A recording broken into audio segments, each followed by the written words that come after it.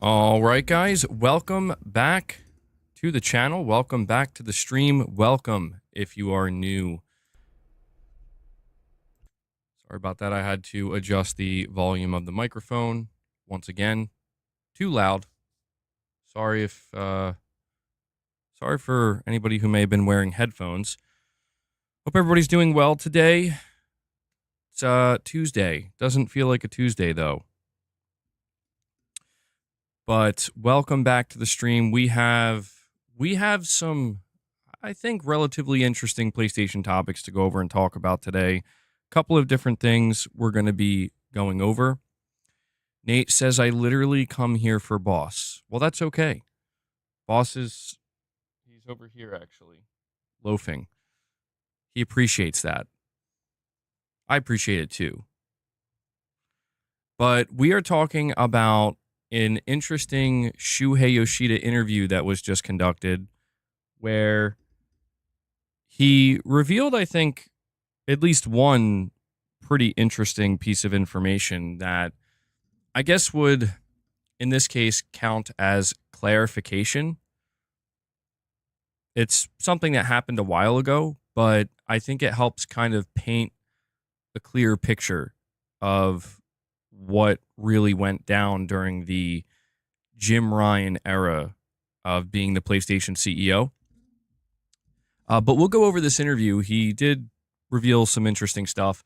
We're going to be talking about an interesting opinion piece that was written up by the website Push Square, where they talk about Xbox being the biggest publisher on PlayStation. And I thought it would be worthwhile going over this opinion piece and kind of reacting to it a little bit. We're also going to be talking about Days Gone Remastered. We talked about it a little bit since it was announced, but we have some, I think, pretty interesting and telling information or data to go over regarding Days Gone Remastered. And it has sparked some, what I think is pretty interesting conversation around not just this game, but just kind of what we're seeing within the gaming community as a whole when it comes to online discussion and discourse. Discourse. Okay. So this is basically what we're going to be covering today. We do have, I think, one or two extra things we're going to go over as well. So again, I appreciate you guys joining me today. If you haven't already, please take a moment and hit that like button. Hitting the like button helps the streams, and it lets me know that you guys enjoy the streams. It also helps with YouTube's algorithm, so we can get new people joining in with the community here. Michael Lynch in the chat saying rigidity. Yes, we discovered yesterday in the members lounge that that is a word. Doesn't really sound like it should be a word, but it is. Just gonna move along here and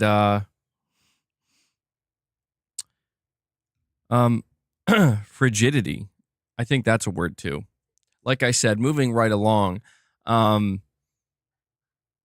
Yeah, so if you haven't already, please hit that like button. Before we get into any of these topics, as you guys know, we are fan funded here on the channel. So I just want to let you guys know a couple of ways you can support the content. Consider becoming a channel member. Okay, you gain access to exclusive perks. You get to use emojis. You get a badge next to your name. You get access to exclusive content such as the Members Lounge and Morning with the Misses. If you're already a member, or I guess in the case of if you were a member in the past but are not now, consider gifting memberships. We're going to strive to hit 25 members today. If we hit 25 members, we will feed the beast. We'll give Boss some treats and Luna some treats as well. And you can also consider dropping a super chat, ask a question, give an opinion, make a statement, anything in between. And there's a direct donation link at the top of the chat as well. So these are all ways in which you can help support the channel and the community directly.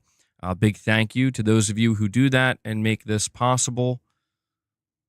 But we are going to dive into the first topic here, which talks about the situation with Shuhei Yoshida and Jim Ryan apparently giving Shu an ultimatum, basically telling him you're either going to take the indie job or you're going to leave the company. And I think that when we look back, this occurred, I believe, in 2019. 2019 was when Jim Ryan officially took over as the PlayStation CEO.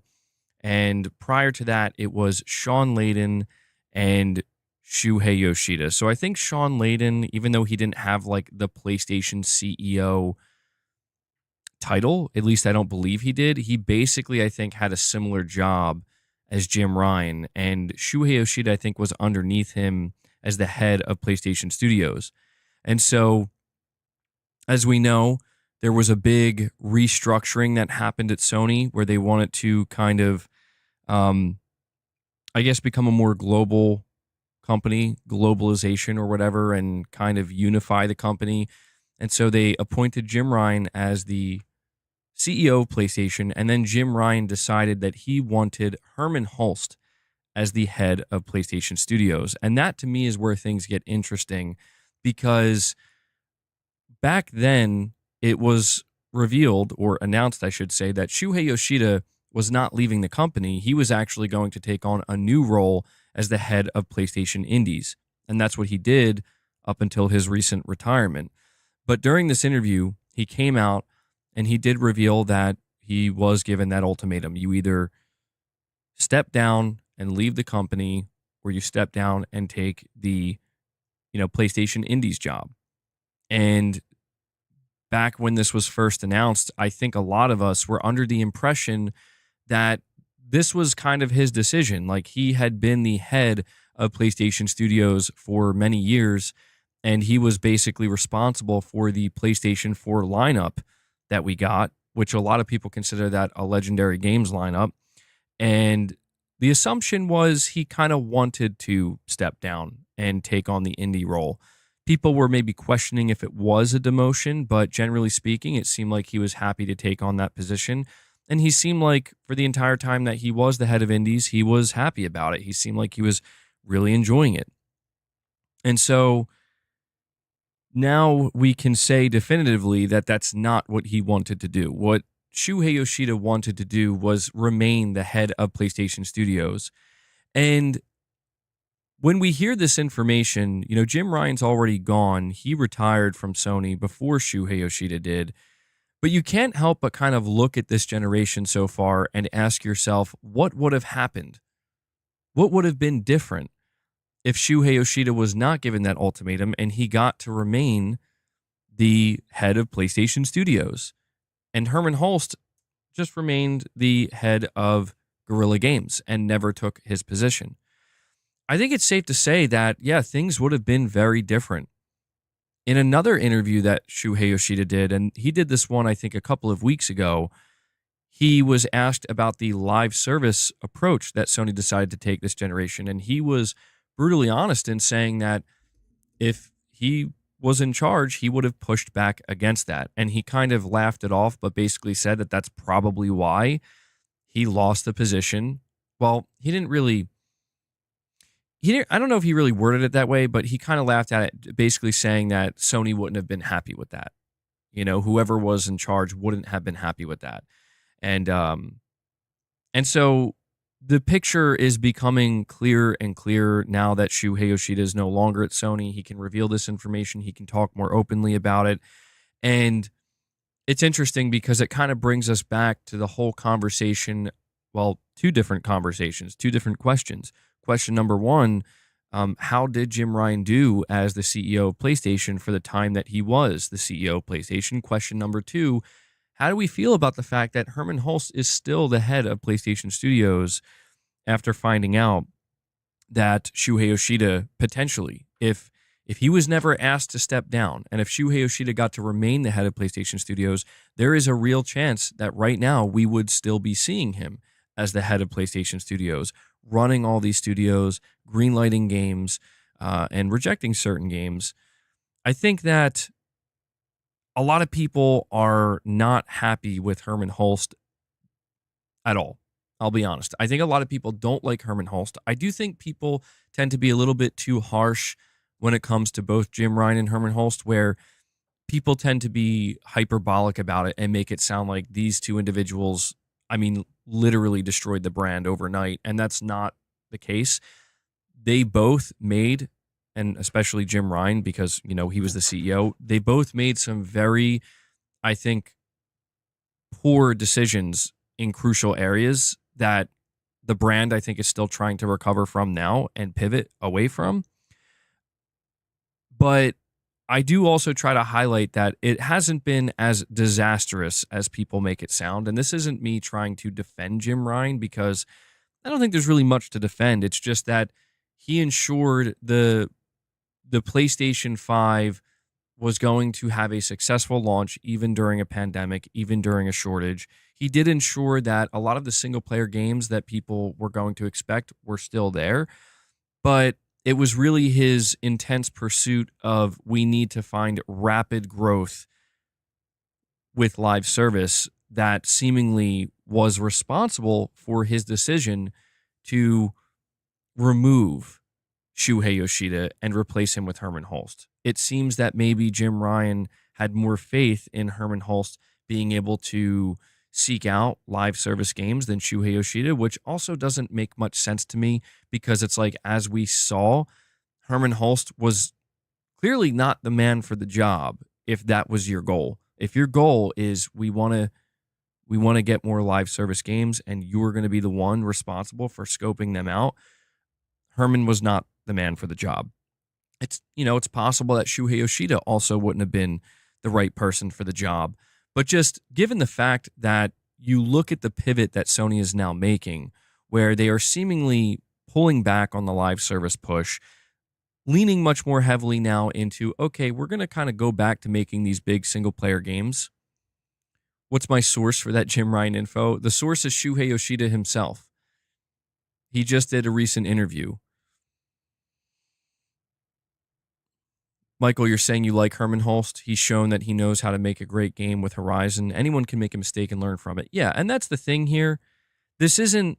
I did see people asking, like, are we really making a big deal about this? Like, no, I don't think we're making a big deal about it, but I think it is worth highlighting, right? It's an important piece of information. It's an important piece of the puzzle, I guess we could say, that helps us kind of, again, see a clear picture as to how we ended up here with PlayStation, why PlayStation is kind of going through some of the turmoil that they've been through and still going through.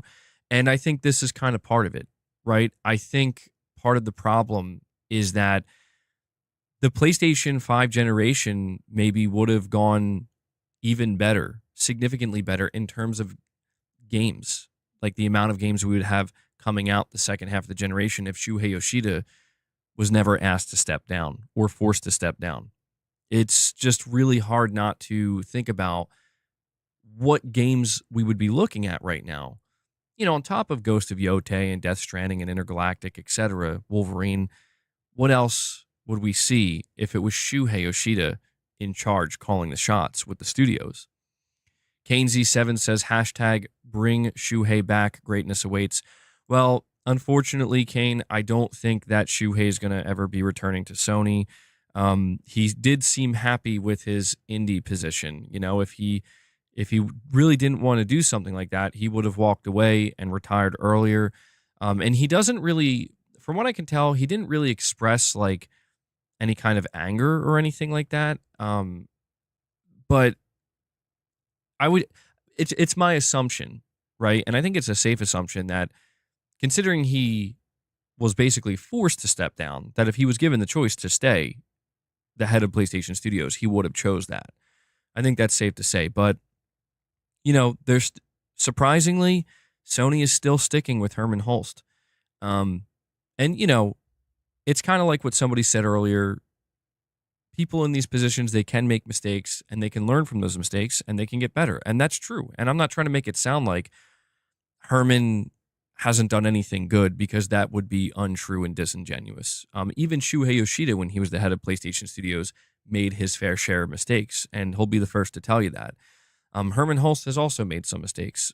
And the hope now, looking forward, is that, Shuhei Yoshida's retired, Jim Ryan's retired, we have a new CEO with Hideaki Nishino, and we have Hermen Hulst as still the head of PlayStation Studios.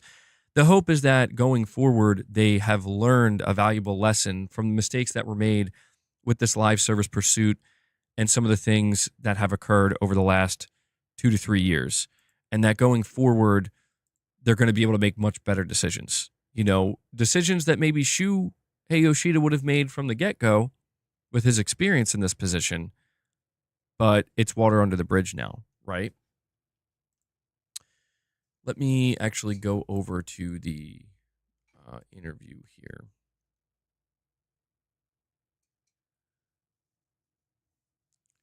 It's a pretty extensive interview, I'm not going to lie. There's no chance I can go over everything here, but it seems like this was maybe one of the more important things that was highlighted during this interview. And I really just kind of hope that at the end of the day, since we know Hermen Hulst is still the head of PlayStation Studios and he's likely going to be the head of PlayStation Studios for some time, my hope is that by the time we get to like 2027 and 2028, we're not looking back and thinking, man, the biggest mistake that Sony made the last 7 or 8 years or so was keeping Hermen Hulst as the head of PlayStation Studios. I want to have at least a little bit of faith that he's going to be able to, turn things around and really, really kind of get the ship back on a better course, I guess we could say. Whiskey Gaming, you're saying nobody is perfect. I'm interested to see what Hermen does with the no games as a service agenda. Yeah, and maybe that's the most important thing to highlight here, right? Shuhei Yoshida makes it clear that from the onset, he would have pushed back against the live service situation. He wouldn't have agreed to that, and that probably was a big reason. And maybe there was some internal strife. This is just purely speculation, but maybe Shuhei Yoshida was telling Jim Ryan, like, that's a mistake. You shouldn't do this. And Jim was like, no, you're wrong. We need to do this. And maybe Hermen was that guy where it's like, I'm pretty sure I could do Shuhei's job, but I agree. I think we should pursue the live service, right? Maybe he was kind of on the same page as Jim Ryan, and that's why Jim felt that level of confidence to promote him and give him that position. But there is also this notion that Hermen was just kind of following orders, right? And what's interesting is that now Hermen's still in that position where Hermen has to follow orders, and he's going to do that, but he's now going to be doing it under Hideaki Nishino. And so we still have a big piece of the puzzle missing, and that piece of the puzzle is, how does Hideaki Nishino feel about Jim Ryan's 12 live service games approach? Does he have an opinion of that was a really bad decision, that was an unwise decision, that was a foolish decision? Or does he have the view of, I understand why Jim Ryan did it, but he didn't execute it properly? The real question that we need to answer to right now is not necessarily what Hermen Hulst is going to do next. It's really what Hideaki Nishino wants to do next, because he is now the CEO. Whatever Hermen does next is going to be under the directive of Hideaki Nishino. And so, it's just safe to say at this point that we really truly are looking at a new era of PlayStation in the middle of the generation. Normally, these type of transitions happen towards the end of a generation, right? And maybe something that's a little bit different this time is it's kind of happening in the middle of the generation. And maybe that's a good thing, because it does seem like there were changes that needed to occur. There were big decisions that needed to be kind of reversed or corrected, I guess you could say. And it would definitely be better to do it now in the middle of the generation than at the start of the PlayStation 6 generation, when, that's a moment when everybody's expecting, like, okay, you guys are going to be firing on all cylinders. Surely nothing's going to go wrong, right?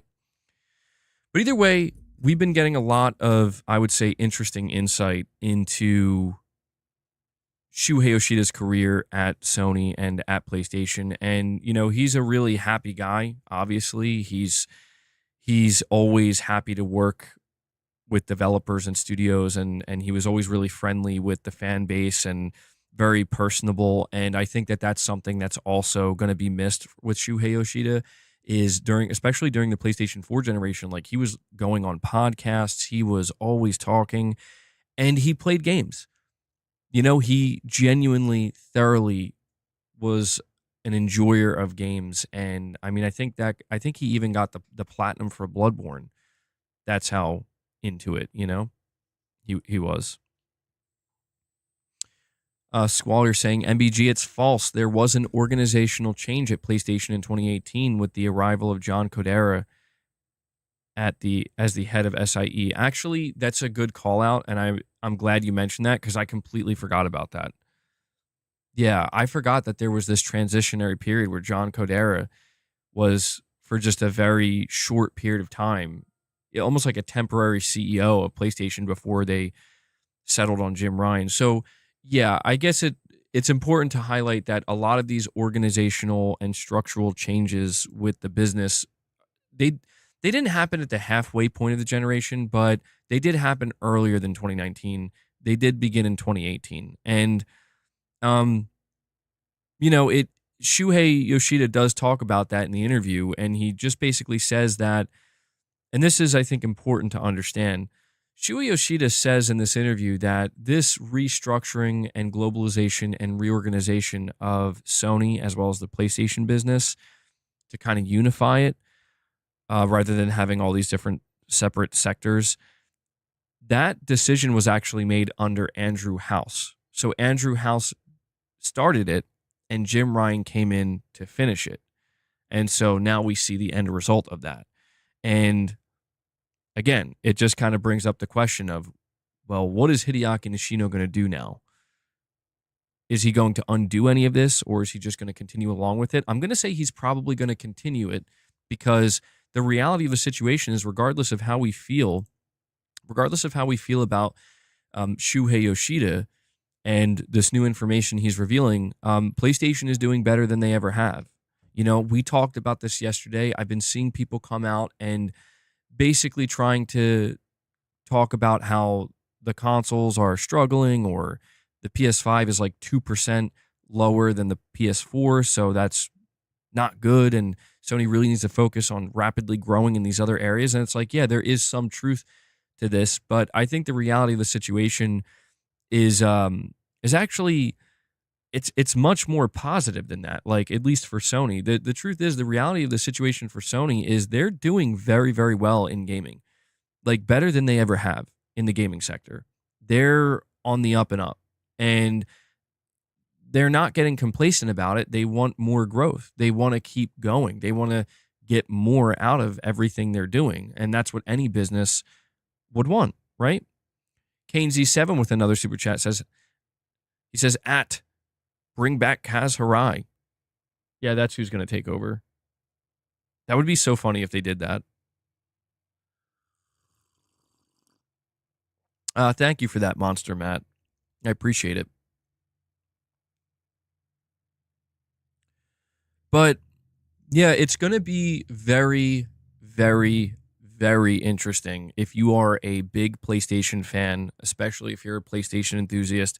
It's going to be very interesting to see some of the decisions that are made next, because we have brand new leadership. We have just witnessed over the last year and a half Sony go through a major upheaval, right? A major transition, a complete shift in power. Multiple veteran PlayStation employees such as Jim Ryan and Shuhei Yoshida retiring, and it's going to be really, really interesting to see from this point forward what the strategy is going to be, because we just, there was a period of time where Hiroki Totoki was the temporary CEO, and there wasn't necessarily going to be a strategy there because he's just temporary, right? He's trying to find the right person to come up with a new strategy. But I do think a lot of things are going to stay the same. Not everything, but a lot will. And like I said, the reason for that is because when you look at PlayStation's financial reports, they're doing better than ever. And really, I think it's just a matter of, at this point in time, Sony finding the right person to correctly identify, okay, things are going really good, but where could it be better? You know what I mean? Like, this is going really well, but could it be better? And I think that's the only problem that PlayStation has right now, is that a lot of things are very good, but things could be better. It's like you get something like Astrobot, which is very, very good, And it's even better that it's playing to the nostalgia. But it's like, okay, how can we improve this? Double down on Astrobot and maybe, you know, maybe kind of take a cue here from the audience where it's like, oh, there seems to be a lot of interest in maybe returning to some classic franchises, you know? Something like that. Michael Lynch with a $5 super chat. Thank you for that, buddy. He says, because of the console shortage and still right there with the PS4, that's like somebody taking a 10-minute break during a marathon and still winning. That's actually a really funny analogy, Michael Lynch. Yeah, it is interesting to me that there is a certain level of discourse occurring on the internet right now, and it has been for a little while, and it likely will continue for some time, kind of calling into question the health of not only the PlayStation brand, but more specifically the console, right? What's going on here? And I think that really it's I do think that people are going to have their opinions, and this is an area where I think it's okay to kind of break away from the data a little bit and kind of try to predict what will happen next. But I just think you have to make sure that if you're going to do that, you are doing it based off of the data you're looking at right now.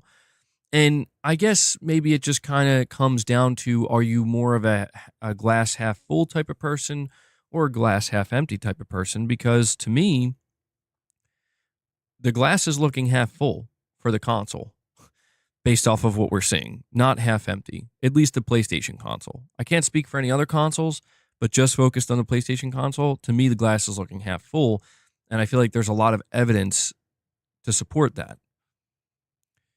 MBG, after the decision to put Yoshida at the head of the indie branch, was ultimately a great decision because there was a big problem at this level at the end of the PS4 generation.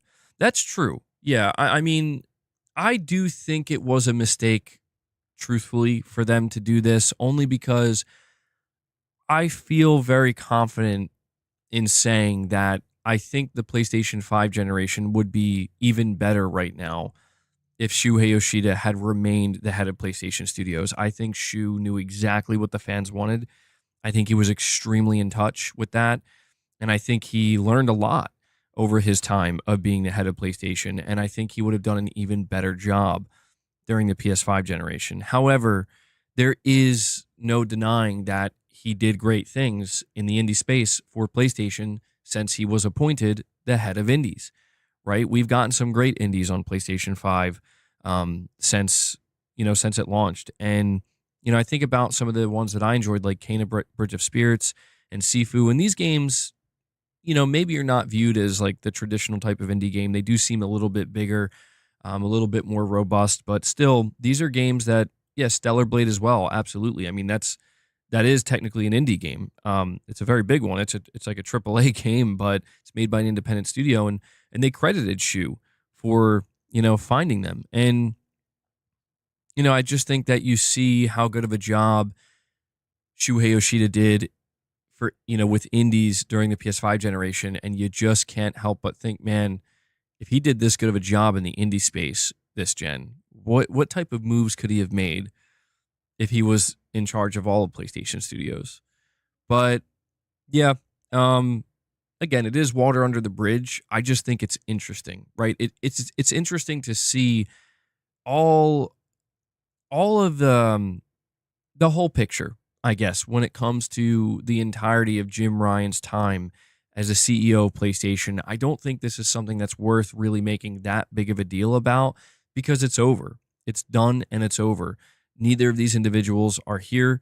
And the only real question that, again, is left to ask that's worth asking is, okay, well, how is Herman going to do now, right?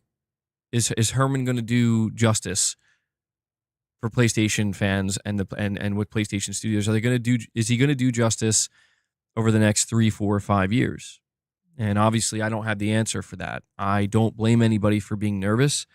I don't blame anybody for looking at something like Concord and being like, uh-oh, but, you look at something like Concord, we also have to acknowledge something like Horizon Zero Dawn.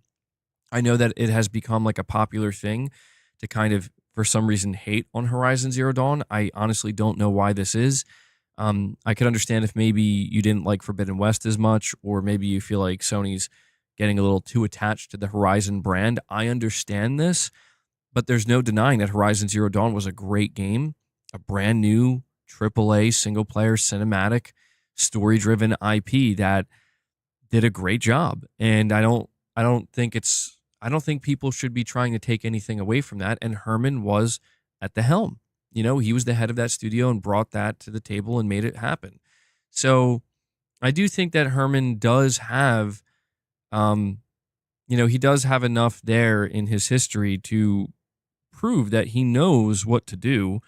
He also worked on the Killzone games. You know, people are out here crying out for Killzone to come back, whether it be a new game or remasters. And it's like, let's not forget that he was also responsible for those games as well. So, yeah, he was responsible for something like Concord under Jim Ryan as CEO, but I think, it's worth giving him the opportunity, because you know what else I think to myself? Now that Shuhei Yoshida is retired, who else are you going to turn to? You know? Who else are you going to turn to? I'm not really sure. Michael Lynch with another $5 super chat. Thank you for that, Michael. He says, I took another AMD person to work in Austin today. I asked her if she was working on the chips for the PS6, and she said, yes, it's going to be great. Very, very interesting, Michael. Yeah, I remember you telling me a while ago that you had somebody else that you were transporting that worked at AMD, and they gave you a little something. I can't wait to see what they do with the PlayStation 6, man, because putting the pricing aside, I think the pricing is the big question and potentially the big concern. I'm just more interested in seeing, like, when they show us the hardware and it's like, here are the specifications, I want to know, like, well, what is the innovation factor here that you're trying to strive for? That's what I'm interested in finding out. And that's reassuring. They're saying it's going to be great. Let's do it. Let's make the PlayStation 6 great.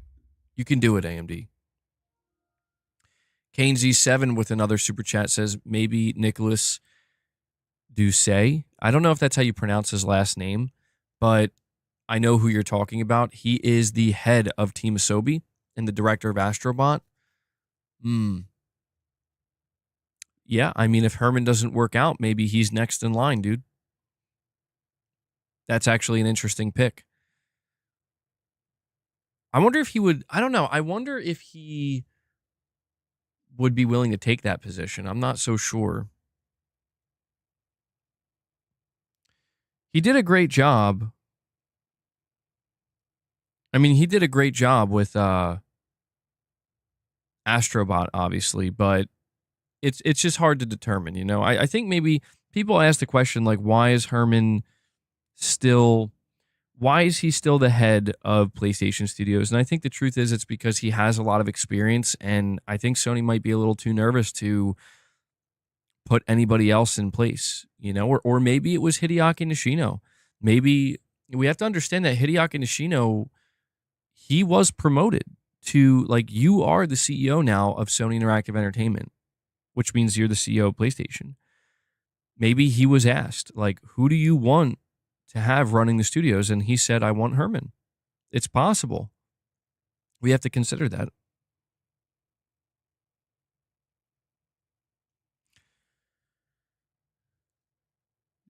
Jean, you say Sony will go full third party. I don't think that's likely to happen. Not anytime remotely soon, anyway. Sony is experiencing significant success with the PlayStation 5 right now, man.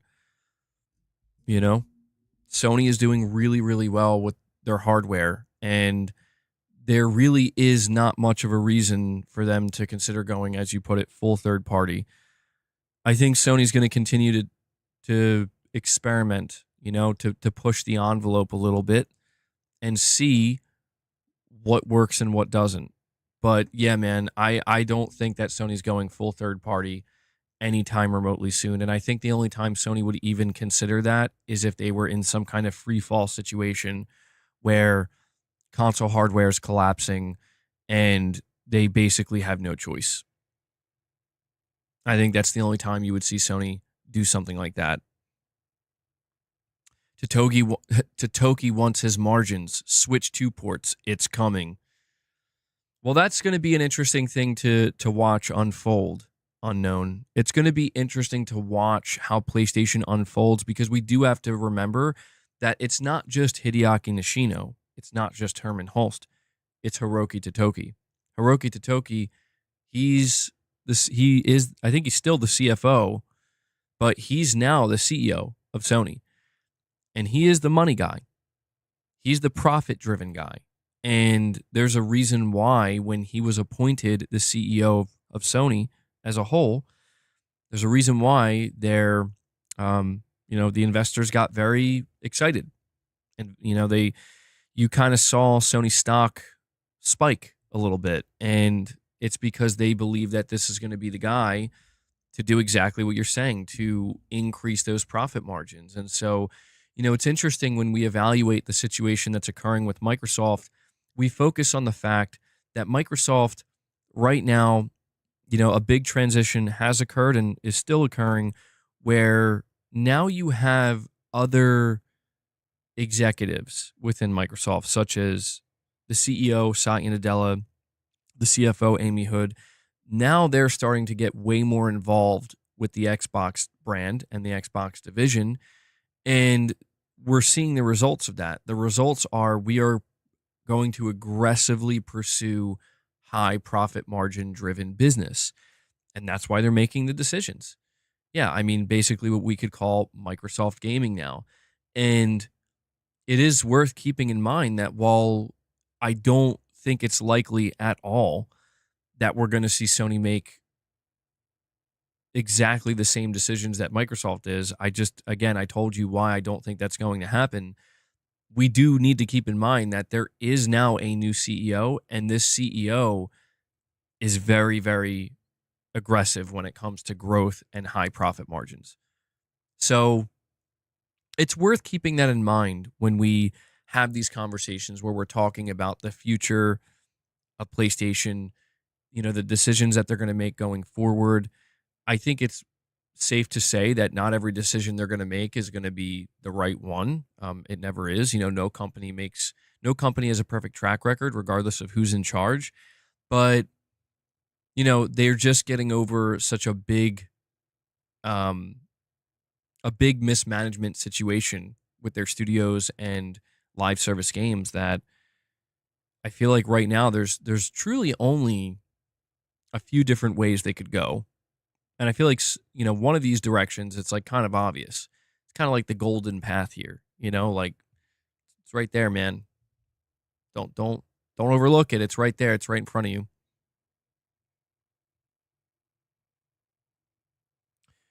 Saying Microsoft needs PlayStation and Nintendo to do well. They do.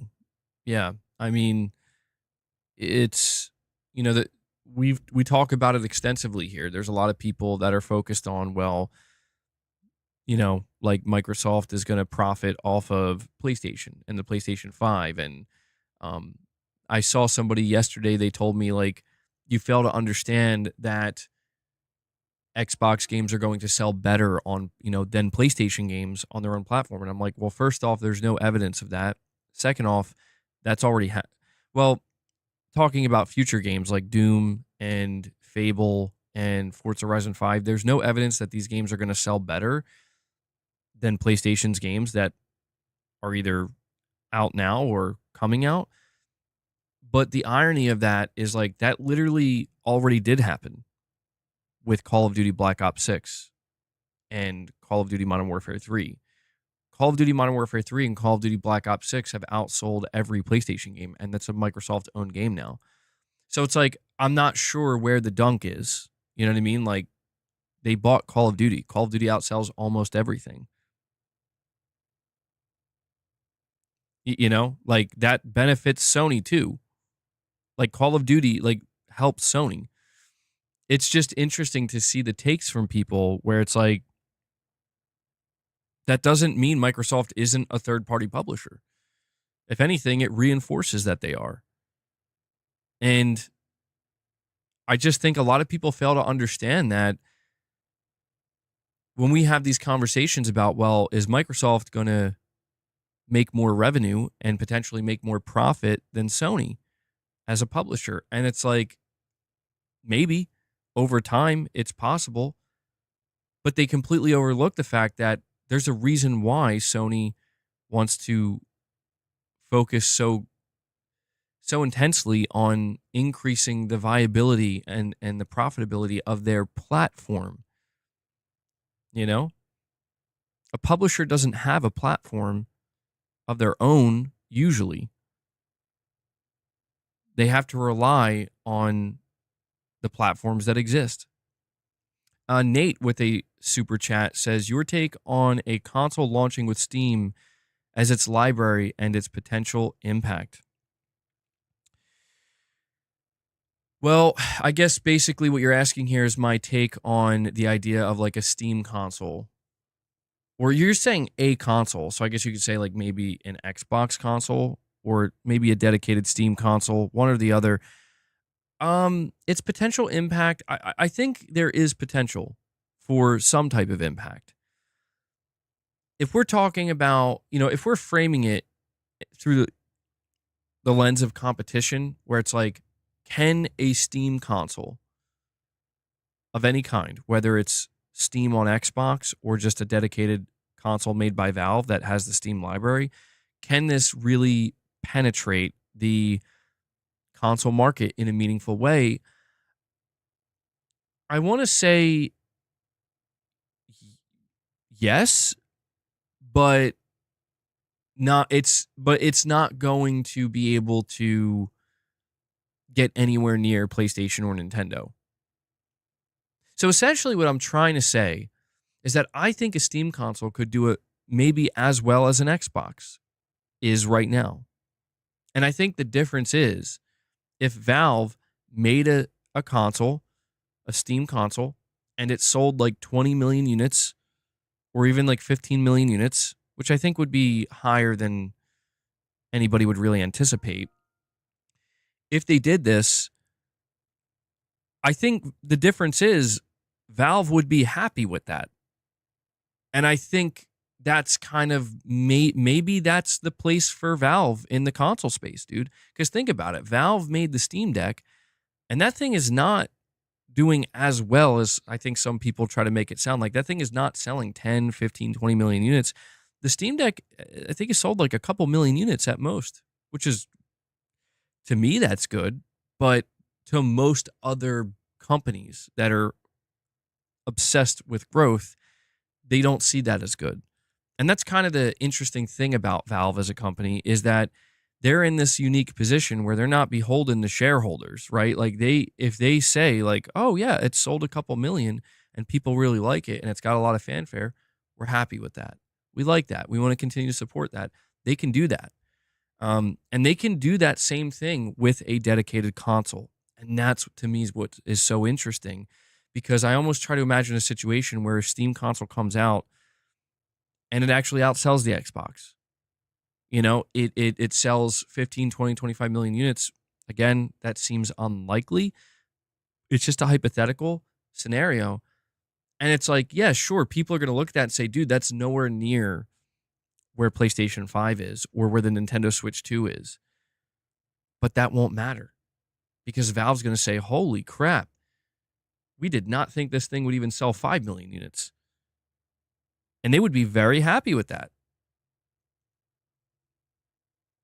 But I think the reality, if I'm like being brutally realistic, I think the reality for a Steam console is it will likely end up being similar to the Steam Deck, where it will probably find a small but very enthusiastic audience, and it probably won't go much further than that, because you can probably assume that Valve is not going to do exclusivity, right? Valve is not going to be aggressive in trying to force you to buy their console. And it will kind of exist in a similar space that the Xbox console is going to exist, where it's like, hey, it's just an option if you want it, And yeah, it would be really interesting if they chose to do that. Bosme with a super chat. Thank you, buddy. You're saying if we don't expect strong first party games from Sony, what's the difference of being a third party publisher who also makes hardware, e.g., Xbox and Valve? Well, that's the thing. What you're saying is if we don't expect strong first party games, I think we do expect strong first party games because what you're highlighting here, yeah, if Sony basically kind of gave up on trying to make really good first party games, really compelling first party games, then yeah, they effectively it's not even that they would be a third party at that point. It's just you're just a platform holder now. Sony, if they wanted to, and I want you guys to think about this for a moment, okay? If Sony wanted to, they could close all of PlayStation Studios or sell it off and just decide we're not publishing video games anymore. We're just a platform. They could do that. It would be a comically bad decision to do that right now, considering how well PlayStation Studios is doing. But I guess what I'm just trying to highlight is if Sony one day decided that when it comes to gaming, they just want to operate as a platform holder and a service, they could do that. But obviously, we look at that and it's more than obvious why they would not do that. That would be a very stupid decision to make. So yeah, I mean, the idea of Sony being viewed as a third party due to now, if I'm interpreting your because I have to try to interpret super chat sometimes. If I'm interpreting your super chat maybe a bit more accurately, I feel like what you might be asking or what you might be saying is that right now Sony's first party lineup is not very strong. And so because of that, it feels like there's not a big difference between PlayStation, Xbox, and Valve, right? In terms of like, we view Valve and Xbox as kind of third party, right? Like they just put their stuff usually everywhere, especially now Xbox. It's an interesting hypothetical, I guess, in a way, but to me, it's more along the lines of Sony does still have a very strong first party. And I think that I think that what we've seen is a lot of internet discourse downplay that for their own reasons, right? I think that it kind of harkens back to the conversation that we have. And we do have this conversation numerous times, but it's absolutely worth having the more we see this discourse proliferate. It's like, well, what about Ghost of Yotei? What about Death Stranding 2 on the beach? What about last year with Helldivers? What about Astrobot? What about Fair Games? What about Intergalactic the Heretic Prophet? What about Wolverine? You know what I mean? Like, I guess what I'm just trying to highlight here is it's like, if we're evaluating the strength of PlayStation Studios, we have to be honest in that evaluation where somebody might say, well, that's not that many games. And I can say, okay, yeah, maybe comparatively speaking. But let me ask you, what do you think the chances are? What do you think the quality level of each of these games is going to be? Do you think that they're going to be mediocre? Do you think that they're going to be just okay? Do you think that they're going to be good? Do you think they're going to be amazing? Do you think by chance they're just going to be bad? And these are the type of conversations that a lot of people actually avoid. They actively avoid having when we talk about online internet discourse because it forces them to become more honest. It forces them to become a little bit more nuanced because that's the only way the conversation can continue. And I think the truth is that most people would have no choice but to kind of submit to the idea that, yeah, they're like a lot of them or most of them are likely going to be very high quality, objectively speaking. And if they want to continue the conversation from a subjective standpoint, they could simply say, well, I'm not interested in these games. They don't appeal to me. But that still reveals a truth. And that truth that is revealed is, well, you know, you can decide you don't like these games. That doesn't mean these games aren't impactful. That doesn't mean these games aren't consequential. That doesn't mean there aren't millions of people anticipating these games potentially. You know what I mean? And I just think that this is an important thing to continually highlight when we have these conversations because, again, it forces people to be a little bit more honest and a little bit more genuine in their analysis when they're giving their opinion. But this actually is a nice little segue to, I think, the second topic, which maybe is a little bit more interesting, generally speaking. The second topic talks about Xbox publishing more games on PlayStation, right? The drum man, you're saying, but isn't there another truth, MBG? I don't know. What would the other truth be? I guess that's kind of dependent on who you ask. There's another truth. I mean, look, I am a firm believer that two things can be true at the same time. Absolutely. I'm a believer in that because I see it frequently. It's Beast Mode says, MBG, I just want to say Kingdom Come Deliverance 2 runs amazing on my Pro, and it's exciting to think that it's not even the most updated version of PSSR. PlayStation with the W, man. Yeah, we did cover that. We did cover that in the video I just released a couple of hours ago. I was kind of surprised by that because I did watch Digital Foundry's analysis of Kingdom Come Deliverance 2 on the PS5 Pro, and they were saying like it's top notch. Like they did a very, very good job. And we're finding out that that's not even the latest version of PSSR. They're using a previous version of PSSR. So I think that's promising, certainly.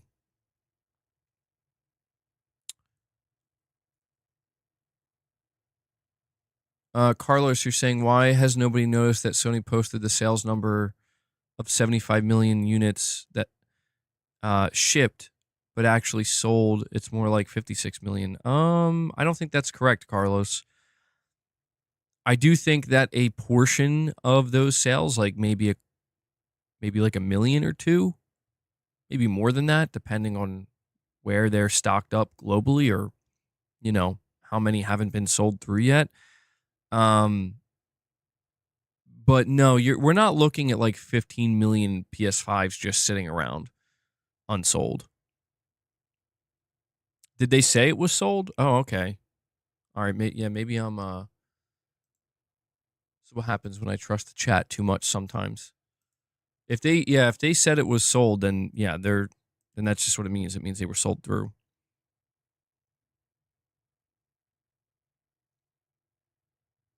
Milan, let me see what you're saying here.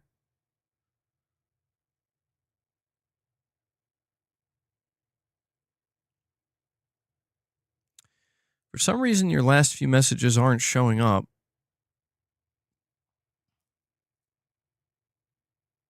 Which is kind of weird.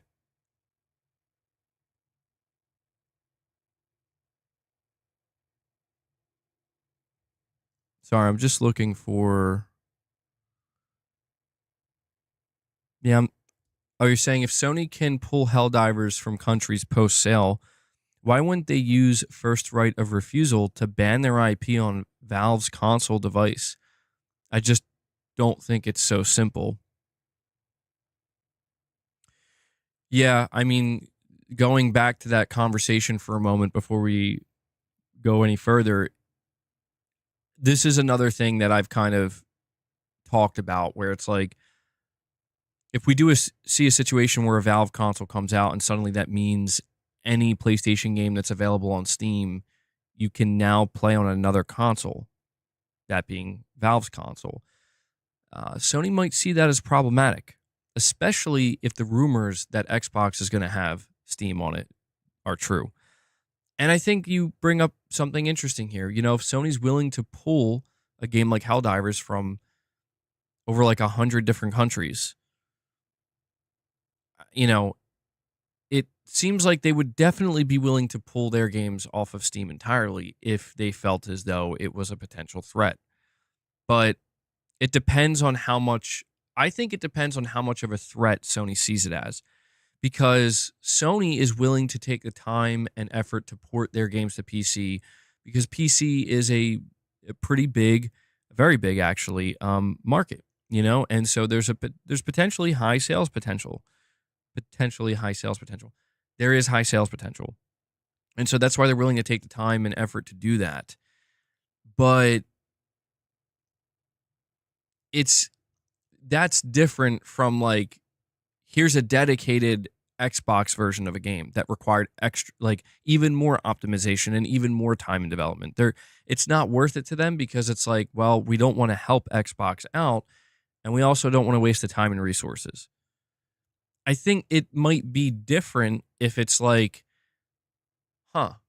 so it turns out that people can play Spider-Man 2 and The Last of Us Part 2 Remastered on their Xbox through Steam. I would love to know what Sony would think of that. Do you feel threatened by that? Or do you just look at it as whatever? Like, we didn't have to take time, effort, or money to make this game playable on your Xbox. You decide to let another storefront on your console. So whatever. I don't know. I really don't know. That's I think a more important question that's going to be answered in the coming years. I don't know, man. I kind of lean towards, I don't know that they would care too much. Bad optics, yeah, they do have to contend with that. Or would it be bad optics, though? Think about it. Would it be? Because there are a lot of people right now that are praising Microsoft for what they're doing. Microsoft has to go out of their way to optimize for the PS5 and create these dedicated versions. So people could maybe see it as a win, where it's like, oh, cool, Sony's not pulling these games. That's cool, But yeah, when you talk about like the online discourse and the online conversations, it's going to be it's going to be interesting to think that, like, if this situation does unfold, if this scenario unfolds the way we're talking about here, somebody who buys an Xbox will be able to say, technically, I can play Xbox games and I can play a lot of PlayStation games, not every single one, assuming Sony doesn't go day and date with everything, and all Steam games. And that could hurt Sony, because Sony can't say one of those things. Sony can't say, we play Steam games too. So in that sense, it could be a threat to them, where it's like, wait a second, that's a selling point for the Xbox. And we don't have that selling point. You know what I mean? It's an interesting thing that they might have to end up contending with. And listen, if I'm just going based off of the Sony that I know, right? We're talking about the same Sony that did pull Helldivers from over 100 countries. I'm going to say that if they feel at all like there's any downside to it, even just a little bit, they're just going to be done with porting games to Steam. But I don't know. It's hard to say how the shareholders would react to that. The shareholders might be like, whoa, what are you doing? And I think Sony would have to maybe turn to the shareholders and explain to them, like, guys, this is going to hurt our console. And maybe the shareholders understand that. Interesting times ahead, for sure. For sure. But guys, please do me a favor if you haven't already. Please take a moment and hit that like button. We're sitting at over 100 likes. I want to see if we can push to get to 150. If you're enjoying the stream, if you're enjoying the conversations and you want to help the stream out, the easiest way to do so is by simply hitting that like button. So please do that for me. We're going to talk about Xbox publishing more games on PS5. I have a very interesting article here, a reaction article from Push Square. And the title reads, Reaction, Xbox publishing more games on PS5 than Sony is not a gotcha. It's just a sign of the times. So this is a conversation that has definitely been ongoing where, it's, oh, look at that. Microsoft is publishing more games on PlayStation 5 than Sony is. So it's like, yeah, got them. And so I haven't read this yet. I figured we could just read it together and I'll kind of react to it and see what I agree or disagree with. All right, so they say here in the tedious and predictable aftermath to last week's state of play, a lot of column inches have been, I don't know what that means, have been written about Xbox potentially publishing more games on PS5 this year than Sony. It makes for a dramatic headline, one which paints PlayStation as a complacent competitor, coasting, while it soaks up the rewards of its rivals' imploding console business. It's also something this author saw coming at the start of the year. I think Microsoft will be PS5's biggest publisher in 2025. Your humble host, navel gazed in our January predictions post. So basically, what the writer is just saying is that they already predicted this in January. Since then, the Redmond firm has announced Forza Horizon 5, Age of Empires 2, and Age of Mythology for Sony's system. The rumor mill says Hellblade 2, Gears of War Trilogy, Halo the Master Chief Collection, and more.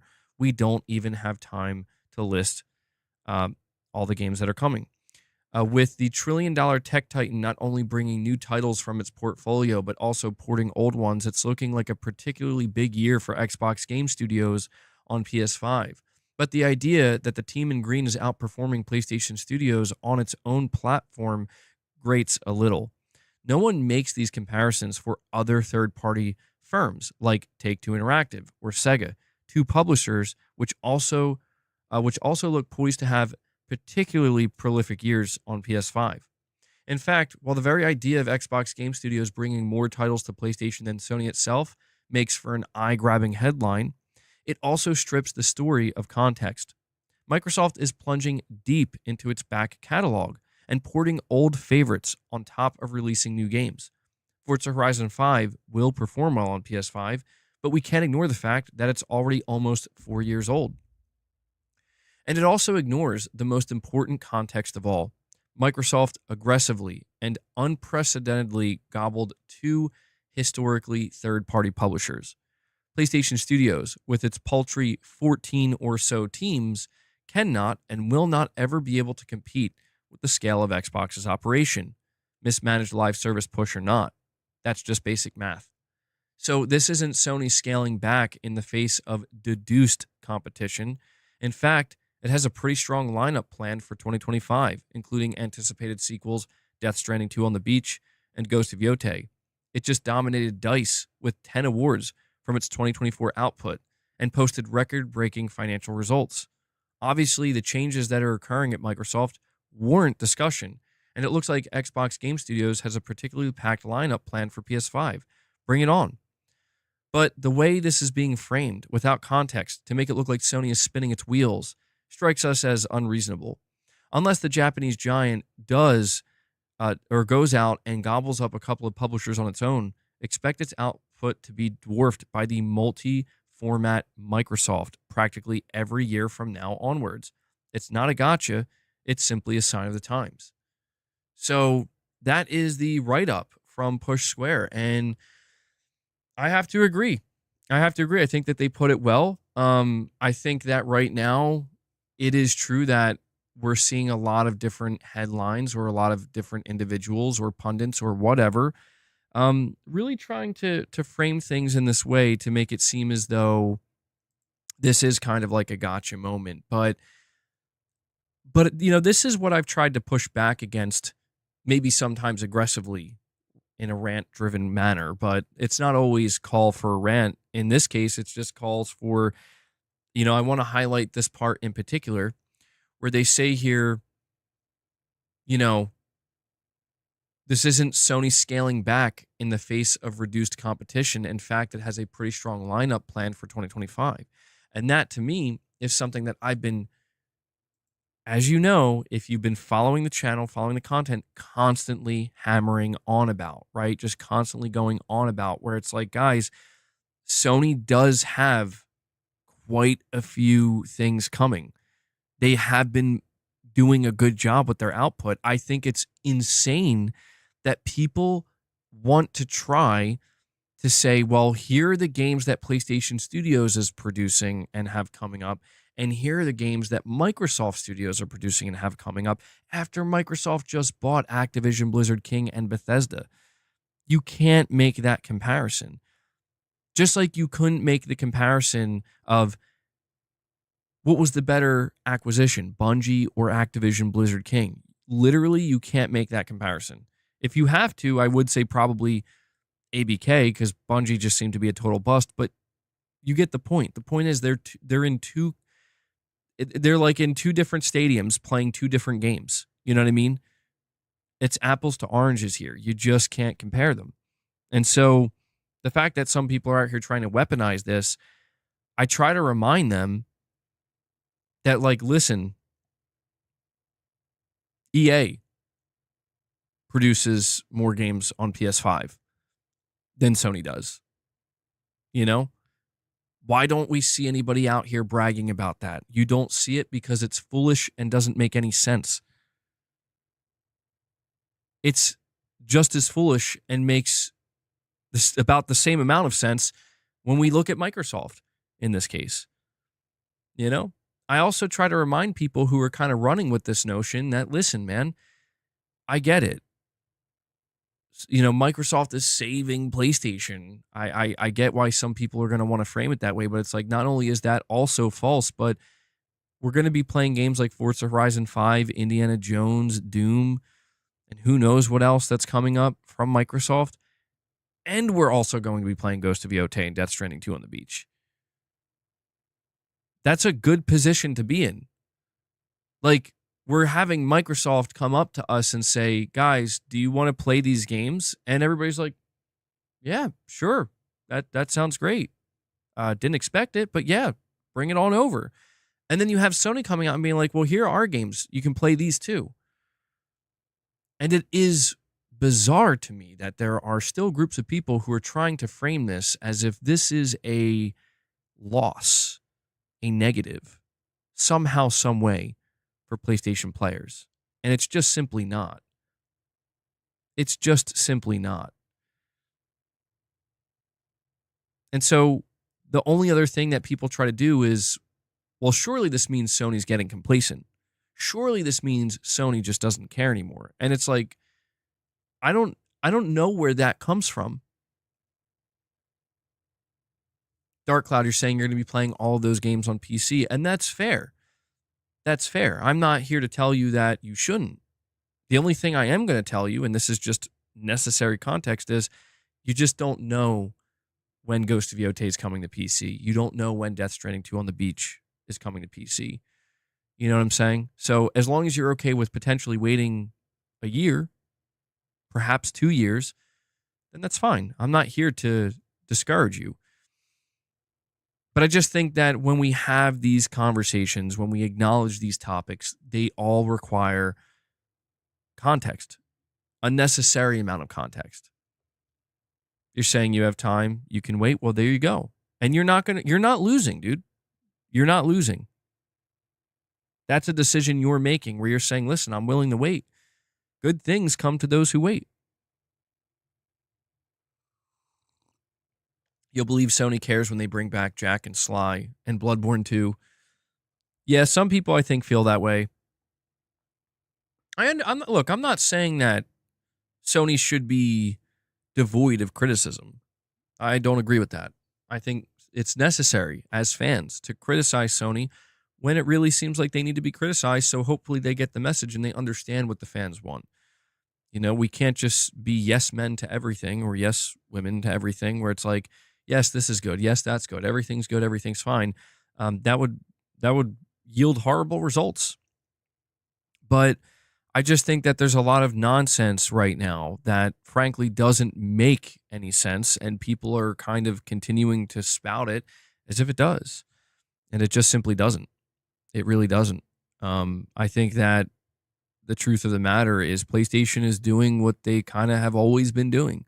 You know, like they're out here announcing single player first party games. They're out here giving us a lineup of games that are coming in the second half of the generation.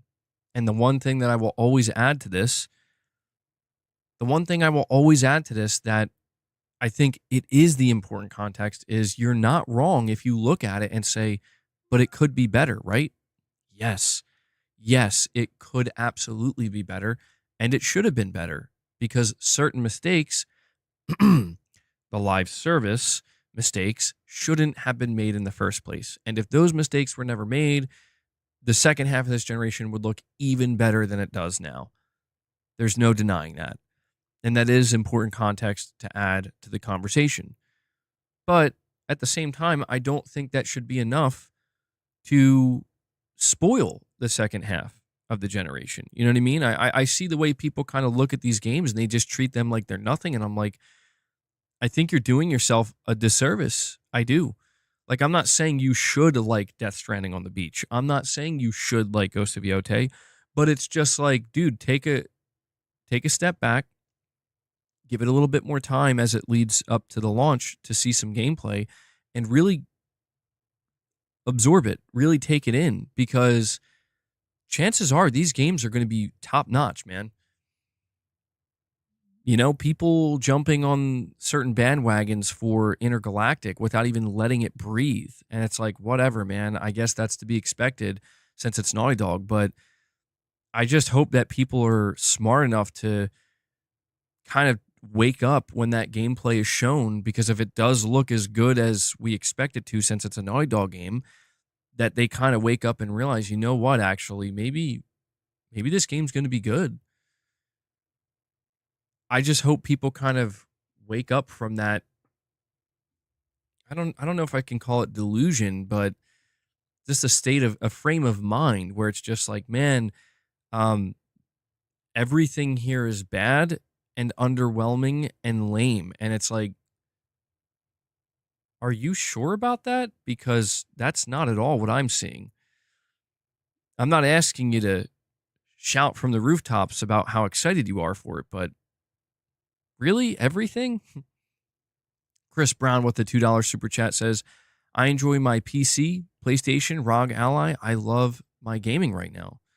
Yeah, man. I know I've had a couple of really intense streams recently, ranting and losing it. And of course, I have my moments, but once I get that out of my system, I come back to my center point, which is, yeah, actually, gaming is looking pretty good right now, dude.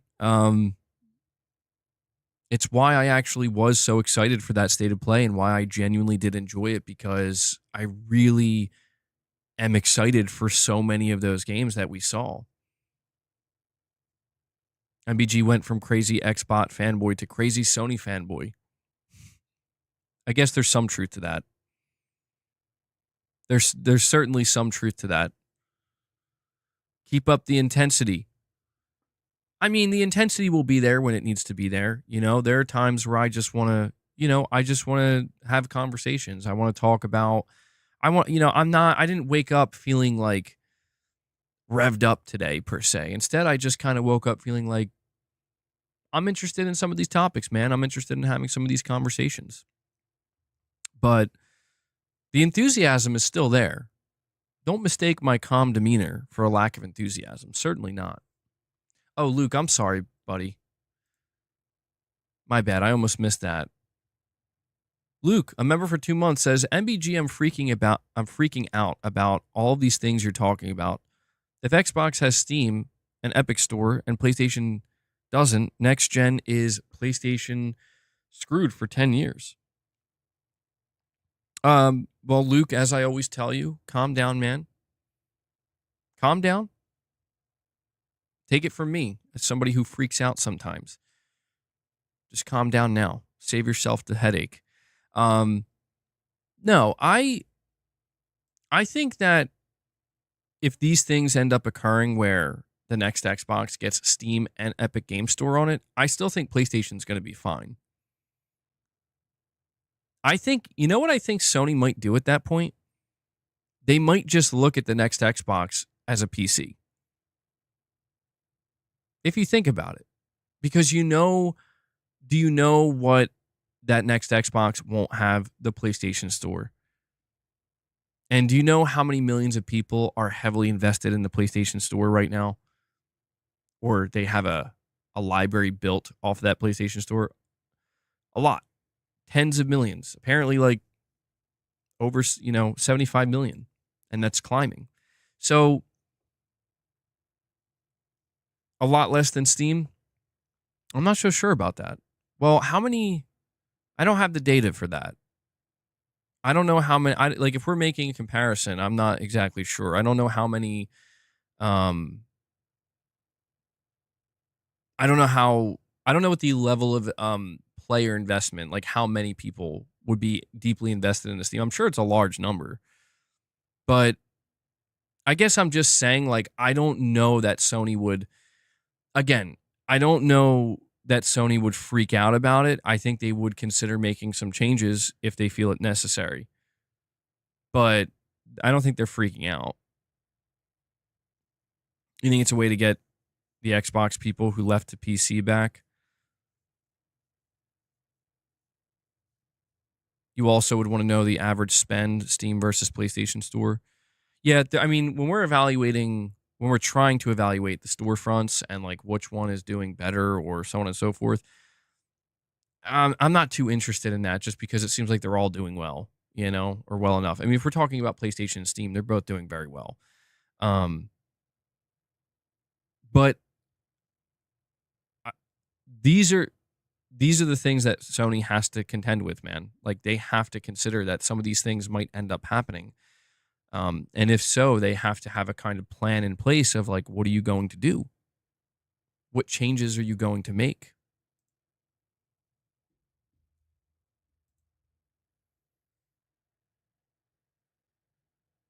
Would PlayStation be able to add that to the console once it's already come out? They could, but they're not going to. No, Sony is definitely not going to let Steam or Epic Game Store onto the PlayStation 6. No chance. Um, Sony is more likely, just so we're on the same page here, Sony is more likely in the long run, not with the PlayStation 6 generation, but just if we're talking like way down the line, Sony's more likely to put PlayStation Store in other places. They're more likely to do that. Um, they have seemingly no intent of doing that now, but if like we're talking like long term over the next 15, 20 years, depending on what happens in the hardware space, they would be more likely to do that because the PlayStation Store is the most valuable thing to Sony. The hardware itself is valuable, but you have to understand, what is the hardware a conduit for? It's a conduit for the PlayStation Store.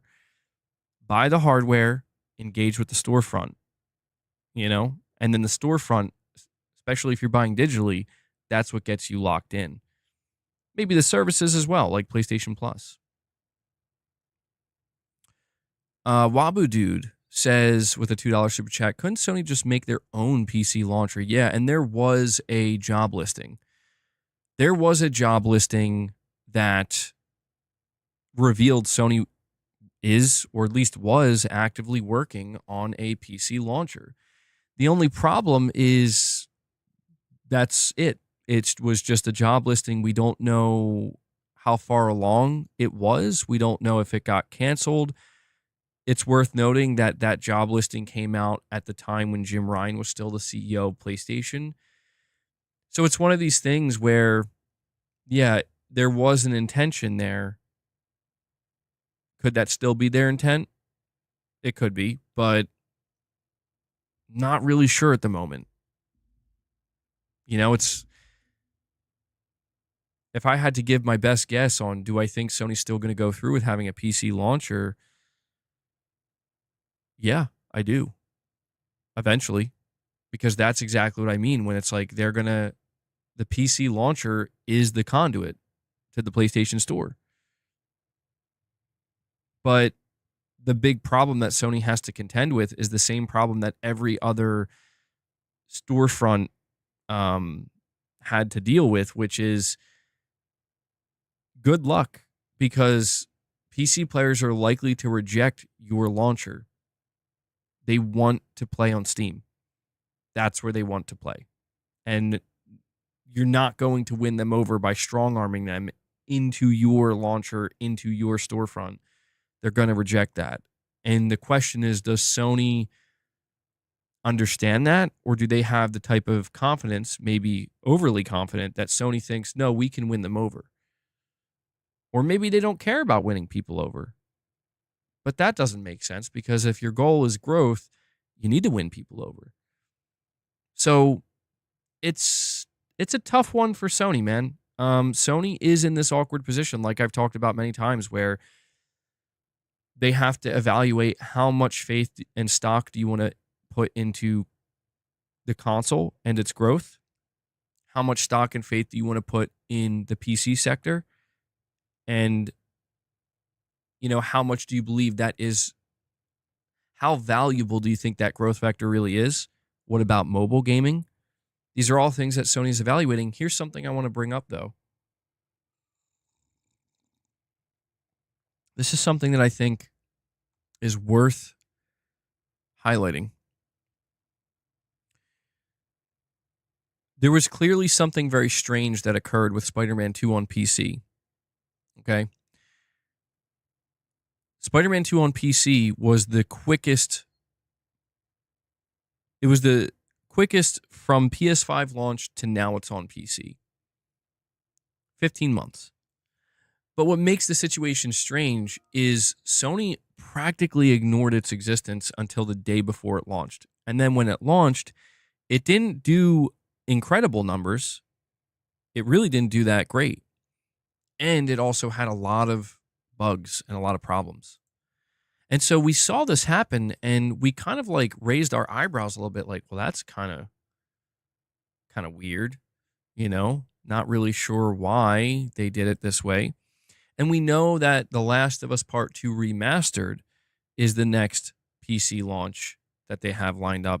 But outside of that, we can assume Marathon and maybe Fair Games. That's about it. And so people began to ask the question, is Sony maybe slowing down with their PC effort? Maybe backpedaling a little bit? And Luke with a $5 chat, thank you, buddy, saying, would PlayStation take their games off Steam if they make a console, because then their games are on basically another console then? Well, we did just discuss this, Luke.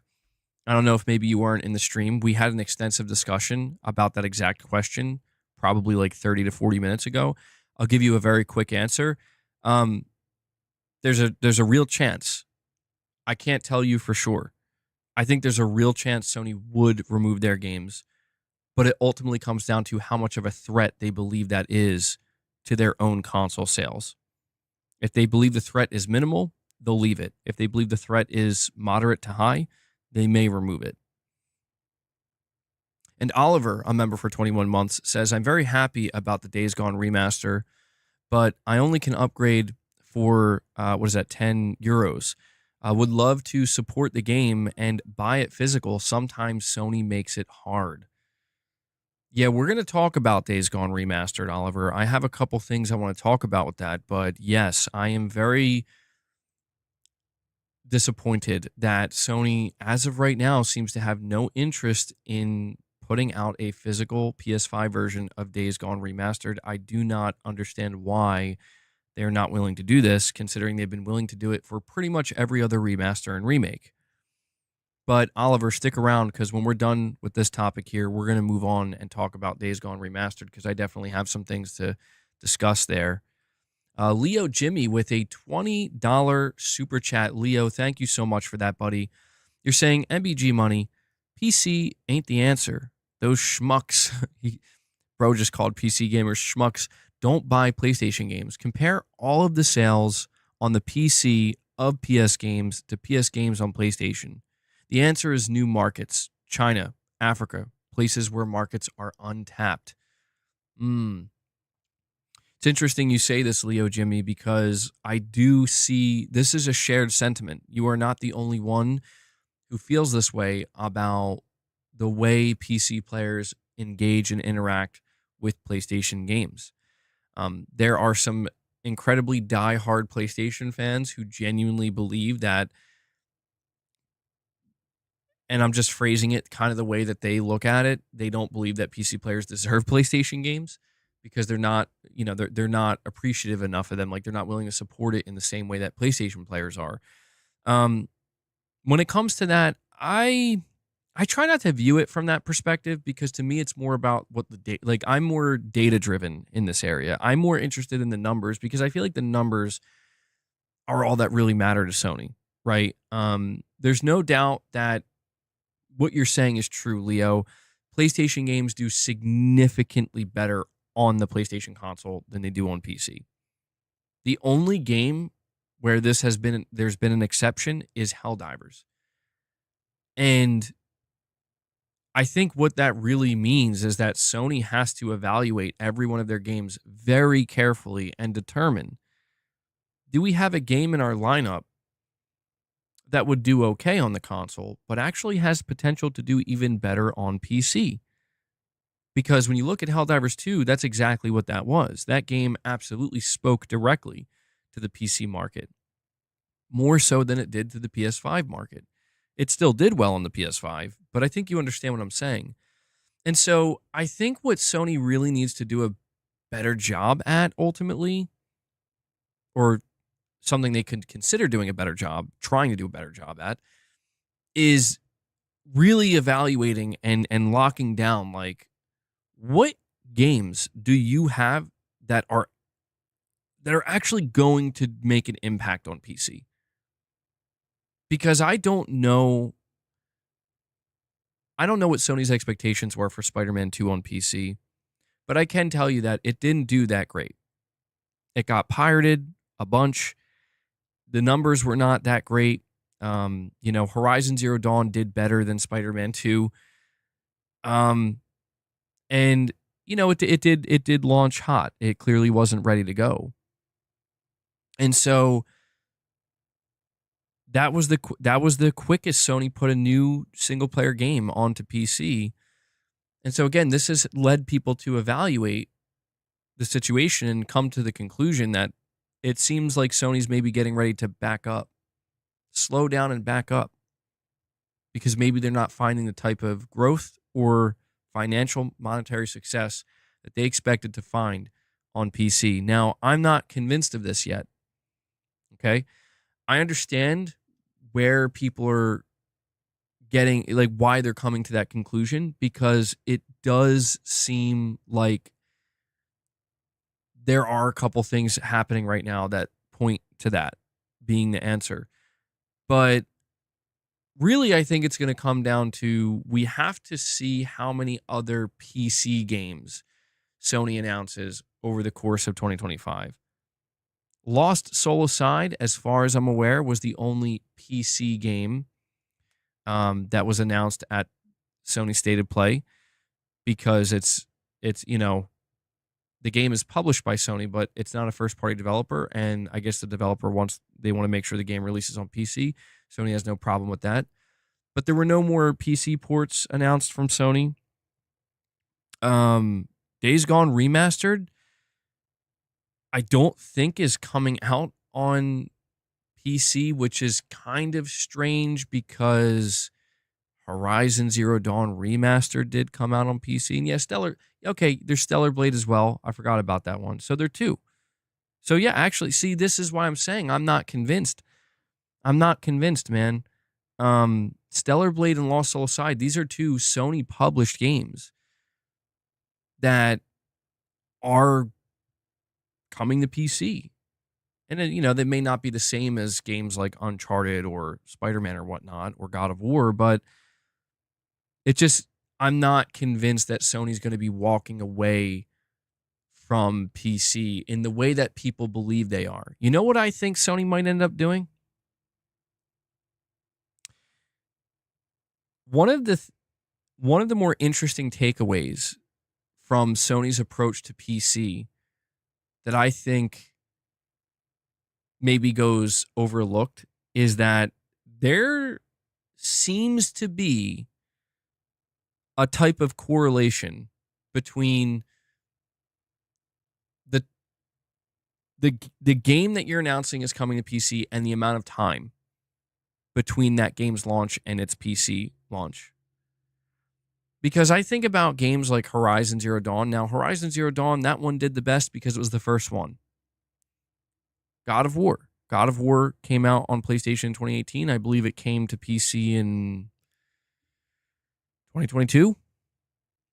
Ghost of Tsushima. Ghost of Tsushima came out in 2020, didn't come to PC until 2024. And it's interesting that, oh yeah, Rise of the Ronin as well. See, that's what I mean. A lot of these games are going to PC. But what's interesting is it almost seems like the games that did the best were the games that kind of had a longer gap of time. And it almost seems like maybe there's a possibility here that the takeaway Sony could be looking at here is we can't make PC gamers, we can't get them comfortable enough to just expect it, right? We got to kind of keep them guessing. And that's what will make it, I don't know, like more valuable. That's maybe totally wrong. I could be completely wrong with that assessment, but I just can't help but think that Sony looks at Ghost of Tsushima. Ghost of Tsushima had a fantastic launch on PC 4 years after it came out on PlayStation 4.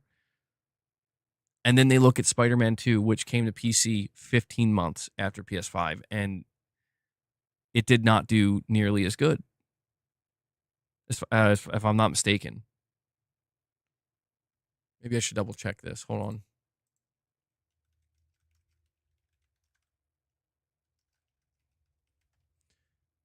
Yeah, Ghost of Tsushima, 77,000 concurrent players. Spider-Man 2, let's see. 28,000. Yeah, dude. Spider-Man 2 did not do nearly as good as Ghost of Tsushima. And I almost wonder if Sony looks at that and they think, we got to wait longer. Saying Ghost of Tsushima was universally loved, unlike Spider-Man 2. Well, here's another interesting one, Irfan. We got God of War Ragnarok. God of War Ragnarok's PC concurrent. I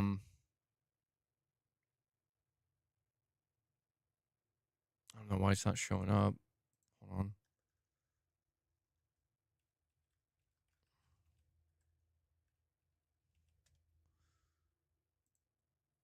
God of War Ragnarok peaked at 35,000. And Ragnarok came to PC, what was it? February or September 19th, 2024. So almost 2 years later. And God of War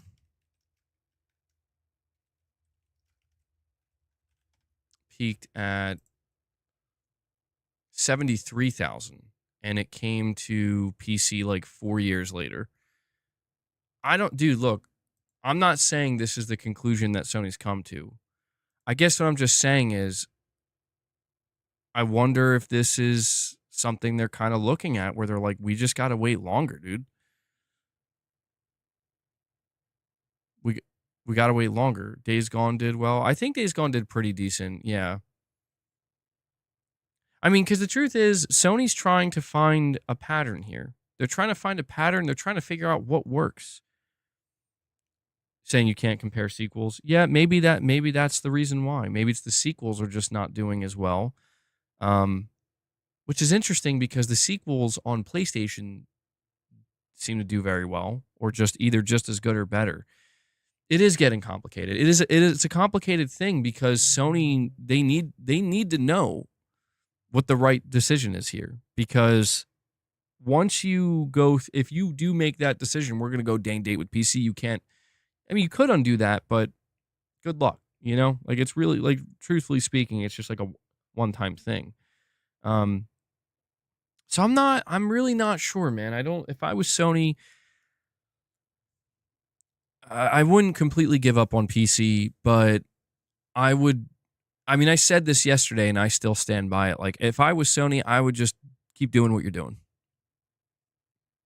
You know, that's what I would do. I would say just listen, just for your single player tentpole games, keep them exclusive for 2 to 3 years. Then port them to PC. For your live service games, day one PC. And maybe Switch as well, if that live service game can play on Switch. Remasters, remakes, maybe do them PC as well.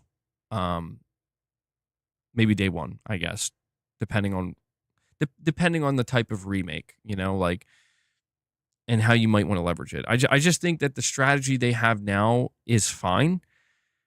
And I think Spider-Man 2 maybe just reveals that you guys maybe need to just, the timing of their ports is likely to test the waters. I think that's what's kind of interesting is like, it seems like it was very much intentional where like we want to drop Spider-Man 2 as quickly as possible on the PC. And it's like, well, there you go. What did you find out? And I think what they found out is like, oh, it didn't really matter. You know?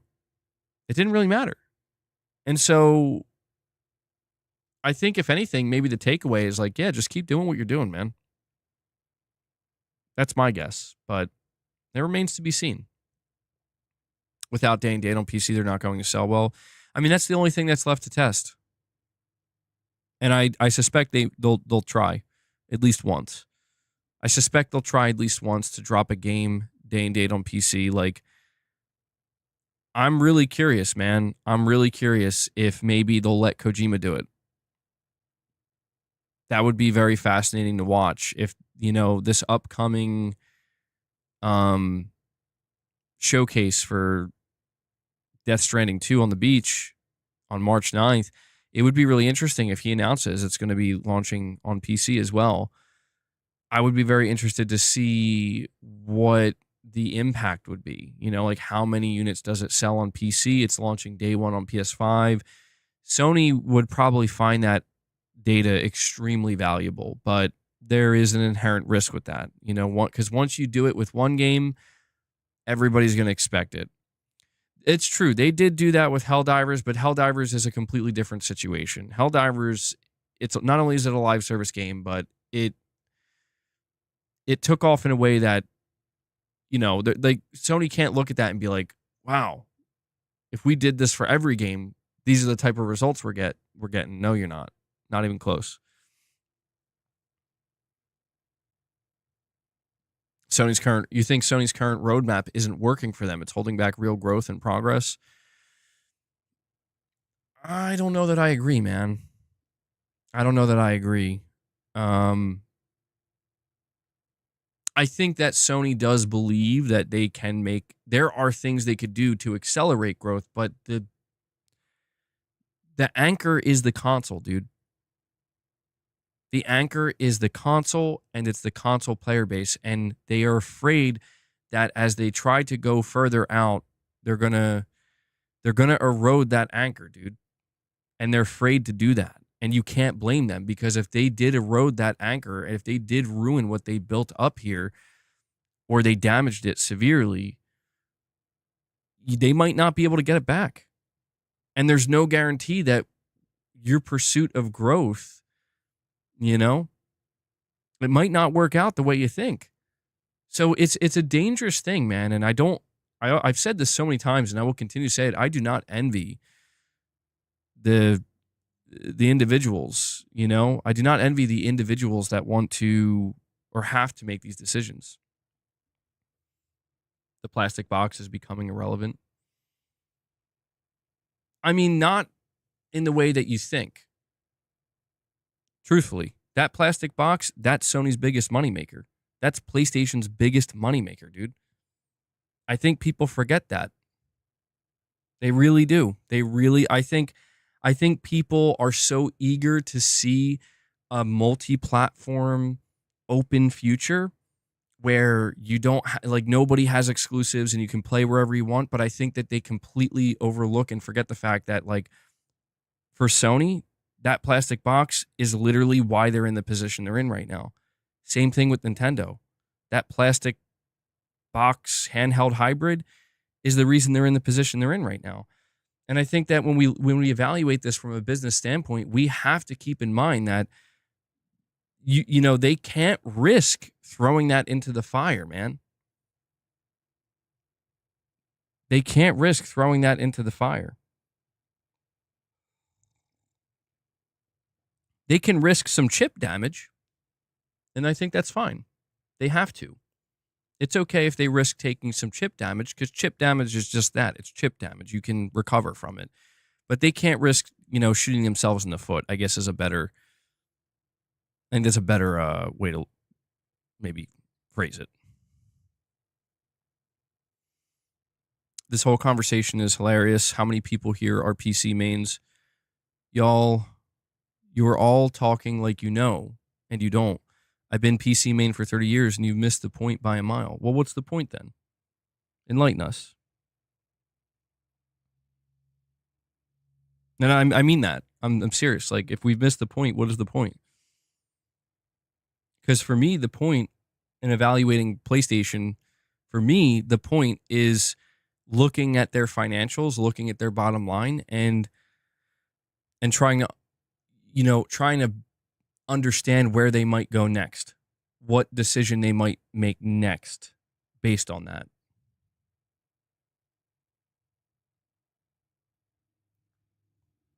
Because if there is a point that I'm missing, I could be missing a point. I'm not saying I couldn't be.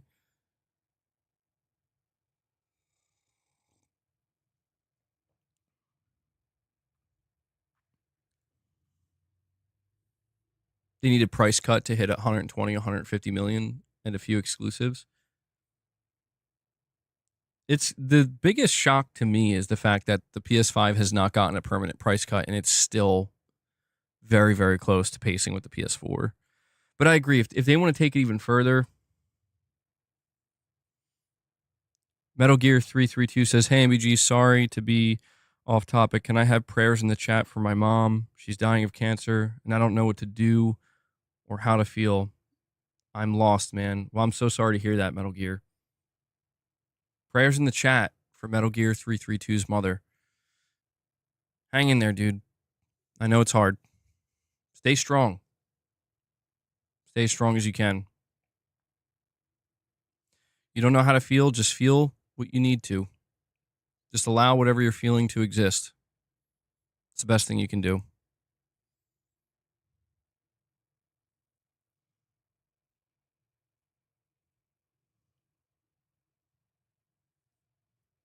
Irfan, you're saying Ghost of Yotei, Death Stranding 2, and GTA 6 will... You think it's going to sell the PS5 like crazy?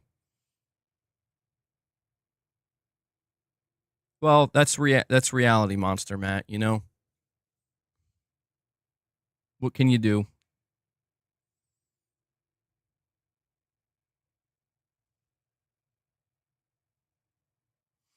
Leo, you're saying the point is don't cater to other audiences that's not your audience because they didn't get you there.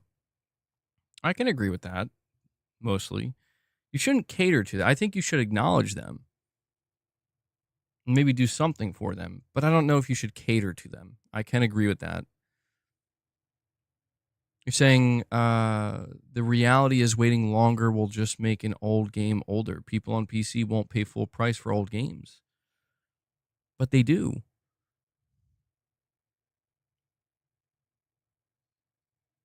I think that, that's... They do, though. Like, to me, that's... I don't know that that's an accurate analysis of the PC market because, like,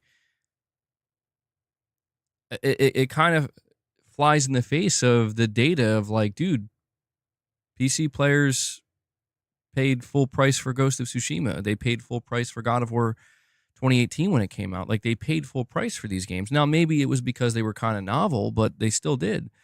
And the same goes for a game like GTA 6, dude. I mean, look, certain PC gamers, you're right, they don't pay full price. They pirate. But I'm talking about the people who actually, make purchases from the storefront.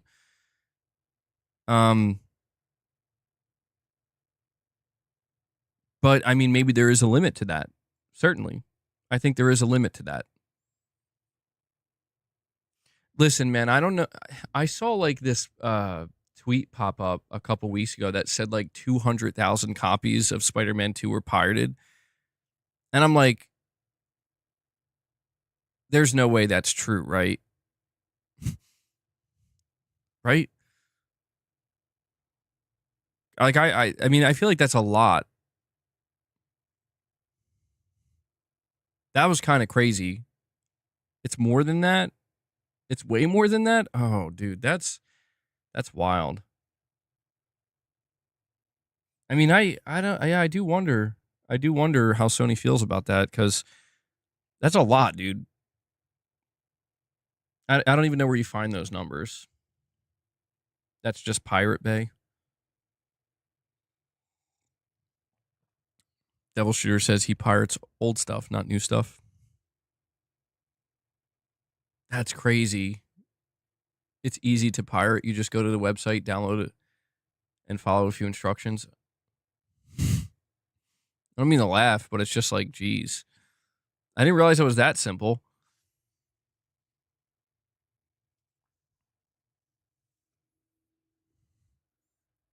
I am Chris says it's not that simple. I guess it gets easier the more you do it. Yeah, well.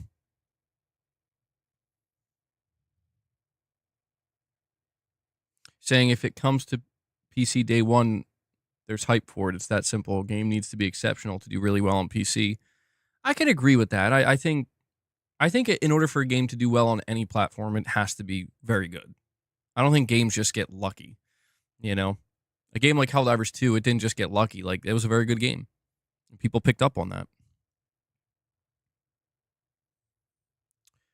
By the way, guys, we are sitting at 147 likes. If you could do me a favor, if you haven't already, please take a moment and hit that like button. If you're enjoying the stream, if you're enjoying the discussion and the conversation, please hit that like button. I'd really appreciate it.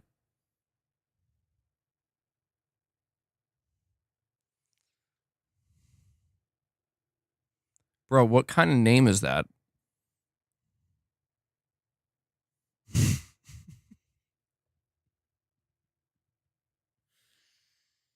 Oh, man. Play does have limits. Play has no limits. I think Sony's new slogan is going to be "Play finds a way."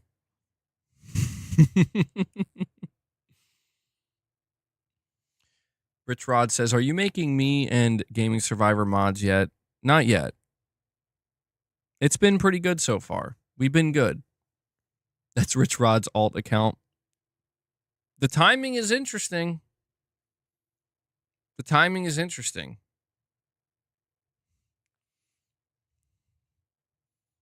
I'm not saying your name, bro. It's too it's too long.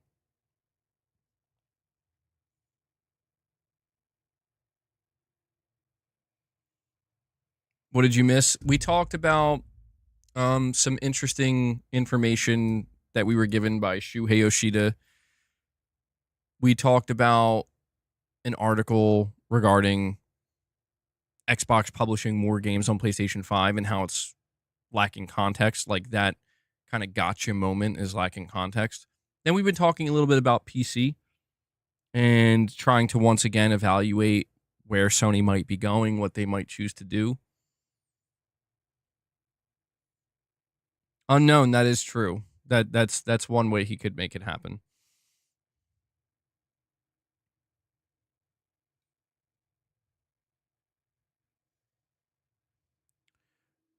Hold on. It looks like my YouTube studio might be getting ready to crash.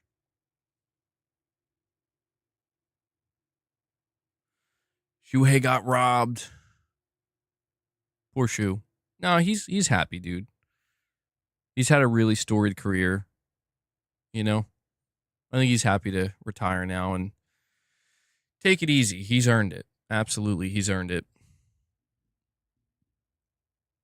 And there we go. The studio crashed. Let me bring it back up.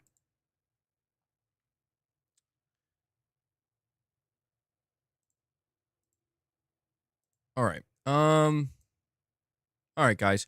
So when it comes to the whole situation regarding Sony and PC, we'll see what they end up doing. My recommendation to everybody is don't presume to know what Sony's next move is going to be because it seems pretty unclear. Assume what you want, but they could pull back on their PC initiative, they could slow it down, they could accelerate it, or they could change nothing. We're going to find out over the next year or two based off of the announcements and the decisions they make. But let's talk about Days Gone Remastered. I have a write-up here. Bring it up.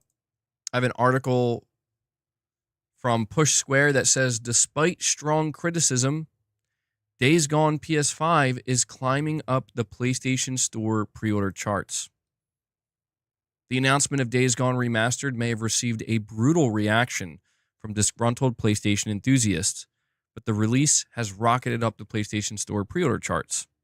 As of the time of this writing, the revamped open world is sitting in 10th position in the US, behind various versions of Monster Hunter Wilds, Elden Ring Night Rain, WWE 2K25, PGA Tour 2K25, MLB The Show 25, and Assassin's Creed Shadows. It's above the anticipated Metal Gear Solid Delta Snake Eater. Obviously, the game is aided by its cheap $10 upgrade for existing players, although it is worth noting that disc owners of Days Gone will not get the opportunity to pre-order and will have to wait until launch day on April 25th to download the remaster at its reduced price point. The game retails for $50 if you're not eligible for the upgrade. Therefore, we think it is a relatively impressive result. Clearly, despite the criticism from fans, there is a market for this remaster. And honestly, we hope Days Gone gets a fair shake of the stick from critics and fans alike this time, because it's a very good game. And so this is something that I did want to talk about with you guys for a little bit here, because, the Days Gone remaster announcement came and went, and with it also came a lot of discourse once again. A lot of the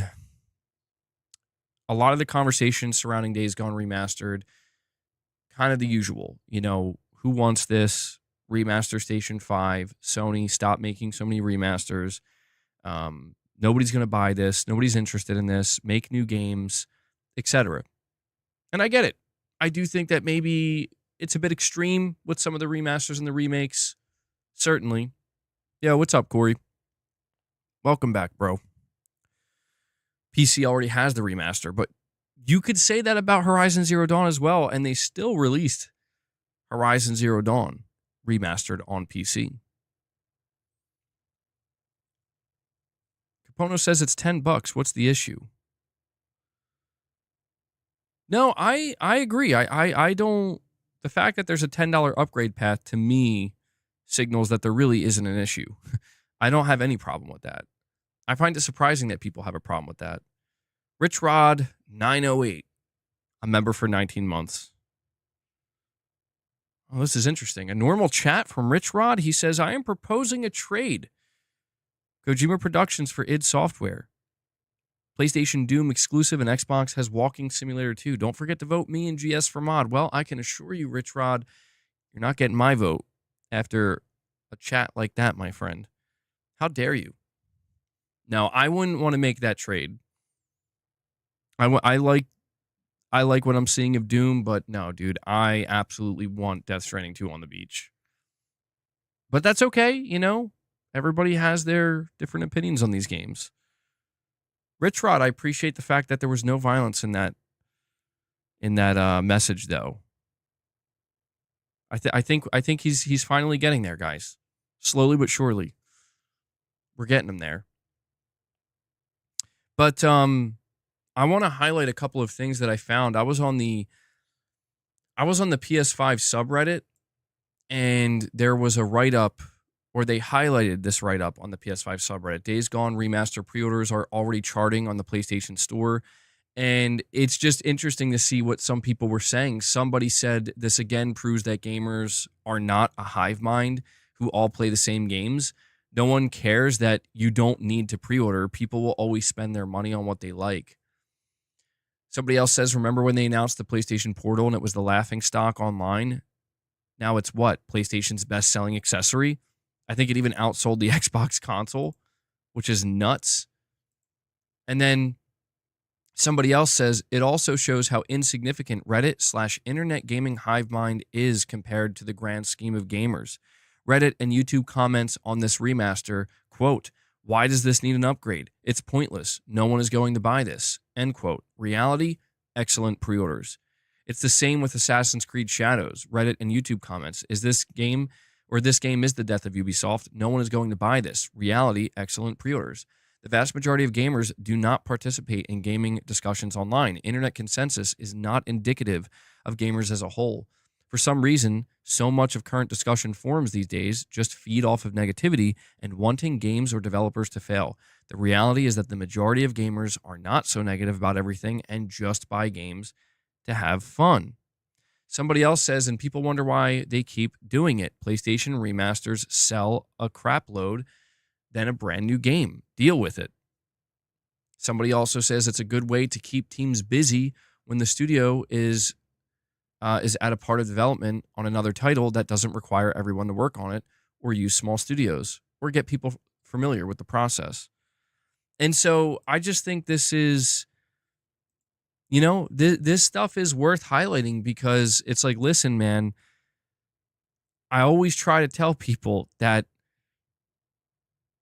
when you are in, and I fall victim to this constantly. I fall for it so many times, and a lot of you guys try to remind me, and then I also try to remind people, but then I end up forgetting that, like, dude, Twitter isn't real life. Reddit isn't real life. Internet discourse is not real life. And if you need something to burst that bubble or shake you out of it and get you to see reality, always follow the numbers, man. Why are you reading Twitter comments? You have a whole bunch of people commenting on the issue right here. No, I wasn't reading Twitter comments. I was highlighting a couple of interesting comments from the PS5 subreddit that I thought were just interesting because I agree with it. Like, it's interesting. It's interesting to see that there are people who are kind of getting the message. Like, they're understanding that, listen, man, you can be upset about Sony announcing a Days Gone remaster, but if you go look at the pre-order charts, a lot of people excited for this remaster, a lot of people anticipating it, a lot of people either spending the $10 to upgrade to it or buying it outright. I'm not saying that means Sony, you should continue to remaster everything, but I'm one of these people where, like, yeah, I would like to play Days Gone Remastered. I would like a physical copy of it. I'm a little bit bummed that Sony's not doing it for some reason. Chris, you're saying, MBG, the other day you said you're struggling to see a difference in Days Gone, and today you said it's just $10. That only works if you see a difference. Yeah, I mean, listen, I'll be honest, man. I'm not sure if those were real images or not. People were kind of telling me that they weren't real. I'm just going to wait to see more because, like, I watched the trailer they put out, and I can say just based off of that trailer, I'm not seeing a major difference. The truth is, if I choose to buy Days Gone Remastered, I'm not really doing so for the visual upgrade because the game already did look great. And a lot of times with these remasters, it depends, but a lot of times it's not usually just for the visual upgrade. You look at something like Horizon Zero Dawn Remastered, that had a massive visual overhaul. So I think that kind of, that's an example of, like, if you choose to buy this game or upgrade to it, you are getting a big visual difference. Something like Days Gone, yeah, that's kind of the irony as well, Wes. But something like Days Gone, dude, I'm not going to lie. In this case, it's more along the lines of, I just want an excuse to replay it, but I do want to show my support. I was kind of struggling with this where I'm like, guys, I want you to make a physical copy, damn it. Make a physical copy so I can buy that physical copy and add it to my collection, and you can get a full $50 from me. And for some reason, Sony's like, nah. And I'm like, whatever. But I also want to show my support. I do. I already did show my support once. I made videos on it showing my support, but I'm willing to do it again if it means there's a chance. If it means there's a chance that we are sending a message to Sony and to Sony Bend that we want a sequel to this. Okay? You guys just had to cancel your game. You wasted a lot of dev time. You wasted a lot of resource, investing into this failed project. I talked to you guys about what I think Sony Bend should do next, and I just think it's clear as day you should do a sequel to Days Gone. And so I'm going to show my support, but yeah, I'm not really sure that many people are going to be upgrading to Days Gone Remastered or outright buying Days Gone Remastered for the visual upgrade, because when you watch that trailer, and if those comparison shots were real, which they may have been, but man, it just doesn't look too great. There's almost like no visual difference. You'll get a Days Gone remake on PlayStation 6. Oh, God. No, that's the wrong message. They got the wrong message. But I just try to highlight to people that we have to pay attention to the market, because the market speaks, man. And the market right now is simply saying that, yeah, we'll pay $10 for this and we'll play it. I'm not saying it's all we should expect. Absolutely not. But there's a reason why they announced it. There's a reason why they did it. There's a reason why they said we should do this, because they knew that there was going to be people that support it. And here's the beautiful thing, though, right? Potentially beautiful thing. Maybe Sony's surprised, dude. Maybe Sony's looking at this and they're like, oh, wow, way more people are actually upgrading to this remaster than we anticipated. Way more people are buying it and pre-ordering it than we anticipated. This could potentially be a great sign that they're like, you know what? We really should get to work on a sequel for this. We really should. That's my hope. And Corey the Legend Landiga comes in and drops 5 membership gifts for you guys in the chat. Guys, I want to see some W's flowing for our good friend Corey, who's always showing incredible support for the community here. Corey, thank you for that, man. I'm going to add that to the counter. I'm no hero. Never was. Never will be. Got to give you your old Snake soundbite there. For anybody who just got gifted a membership, if you're in the chat right now, we did a members lounge yesterday. Okay, so make sure you go check out some of the members only content, or make sure you make use of the emojis that you can now use in the chat.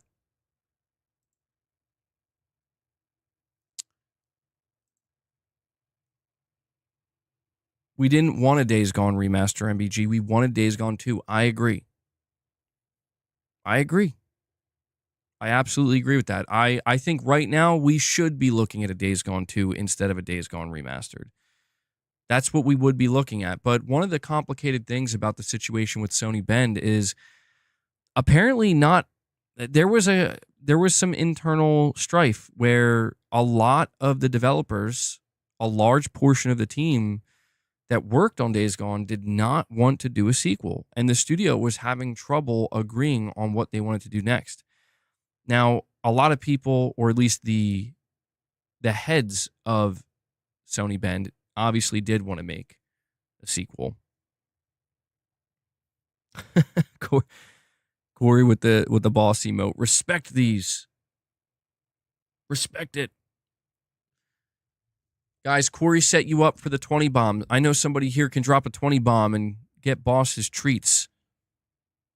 Help Corey out. He can't do all the lifting alone, man. You know what's funny is I got this chair next to me, and boss is actually laying on the chair. I don't know if you can see him. He's literally right here. Come up here, boss. Come on. I know you like your chair, but nobody can see you, dude.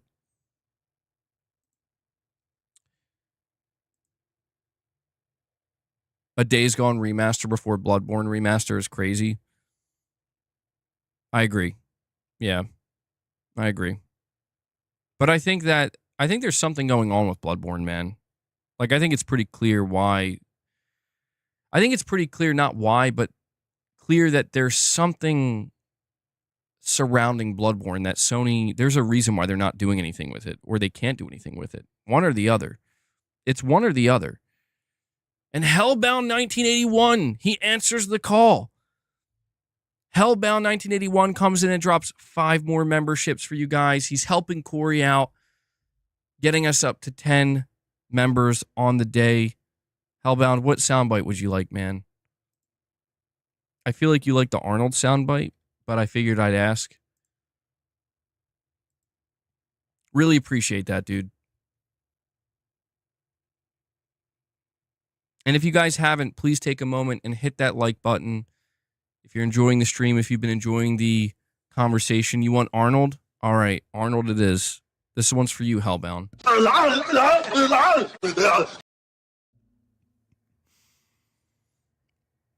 You know, when you go a certain amount of time without hearing that soundbite and then you hear it, it's wonderful. It just instantly puts me in a better mood.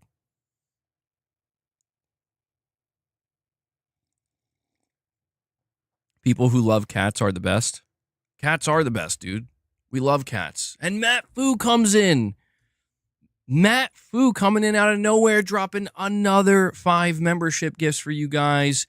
Let's get some W's in the chat for Matt. And Matt, please tell me what soundbite you would like for that. I will add that to the counter. We are now at 15 members on the day. So we're getting there. We're on our way to the goal. Really appreciate that, guys. Crazy Cat Lady's in the chat. Russell, you're saying you watched Predator last night. Still a great film? Absolutely, man. Absolutely.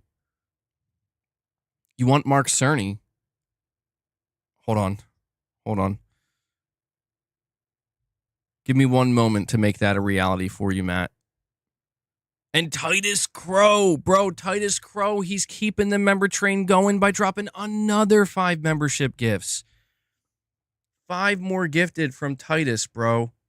Titus Crow, bro. Let's get some W's in the chat for Titus. He brings us up to 20. And then, Titus, you're going to have to tell me what soundbite you want. I got to give Matt his soundbite.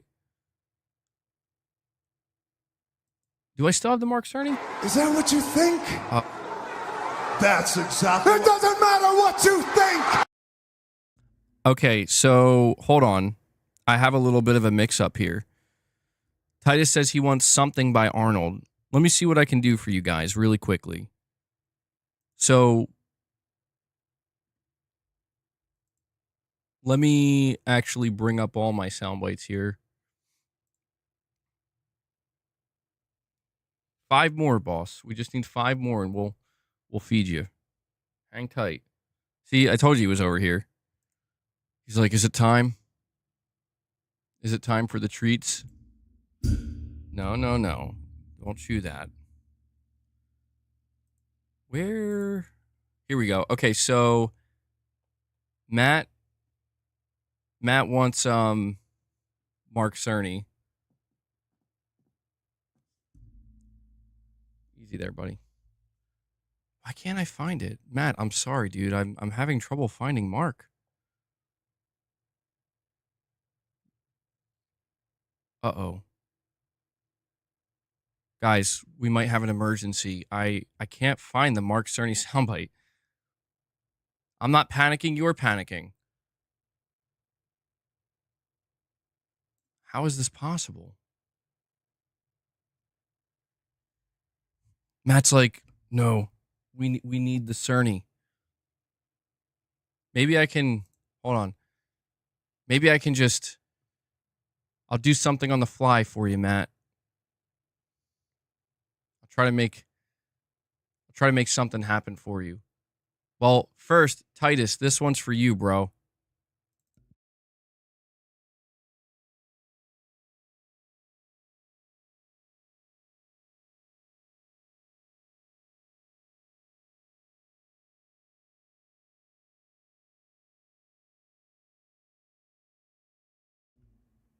Hold on, guys. I'm sorry. Everything's malfunctioning. Everything's malfunctioning. I know you didn't hear anything. I know. Sal does it, though. Sal does it. Sal drops 5 more membership gifts for you guys. We're going to make it happen. Don't worry. I got you guys. No worries. Sal, thank you so much for dropping 5 more member gifts. You just brought us up to 25. Oh, my God, boss. That's my leg. Boss just clawed my leg because he knows what time it is. He knows. He knows it's time to feed the beast. Boss, do you read me? It's time to feed the beast.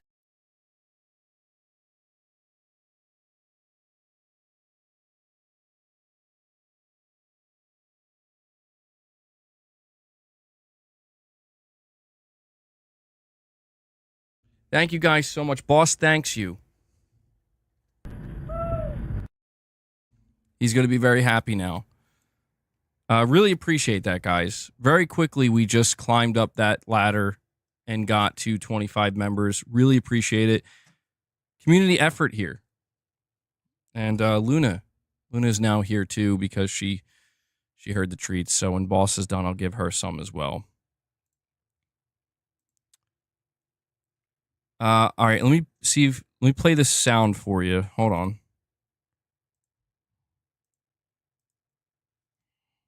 Residents? Hi, Ted? Howard! Hey, buddy, how's it going out there? Everything okay? Yeah, fine. Ted, I need to speak to Liz. Could you get... Oh, Howard, excuse me, but your wife's cookies are out of this world. Who told you you can eat my cookies? I'm just helping Liz out a little in the kitchen. She's making up a storm here. Ted, I need to speak to my wife. So could you get her on the phone, please? I think she's in the shower, Howard. Do you want me to go check? No! I mean, no, that's fine. On your way out, just tell her I will be a few minutes late, but you shouldn't worry. Oh, she won't worry. I mean, I'm here and... Oh, these cookies! I gotta get the recipe from Liz. Put that cookie down!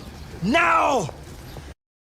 Well, there you go, bro. You got more than a soundbite there. You got the whole thing, Titus. Now I gotta get Matt's. What a great movie, though. MBG, maybe one day you can stream you playing games. I actually have streamed myself playing games quite a few times. But, yeah, people do ask me to do that a little bit more often. Copyright? I'm not sure, Shems. Hopefully not. It was just dialogue. It wasn't, like, music, so it should be okay. Now I gotta get Matt, though. I gotta get him his soundbite. Let me see what I can do for Matt. Matt wants Mark Cerny.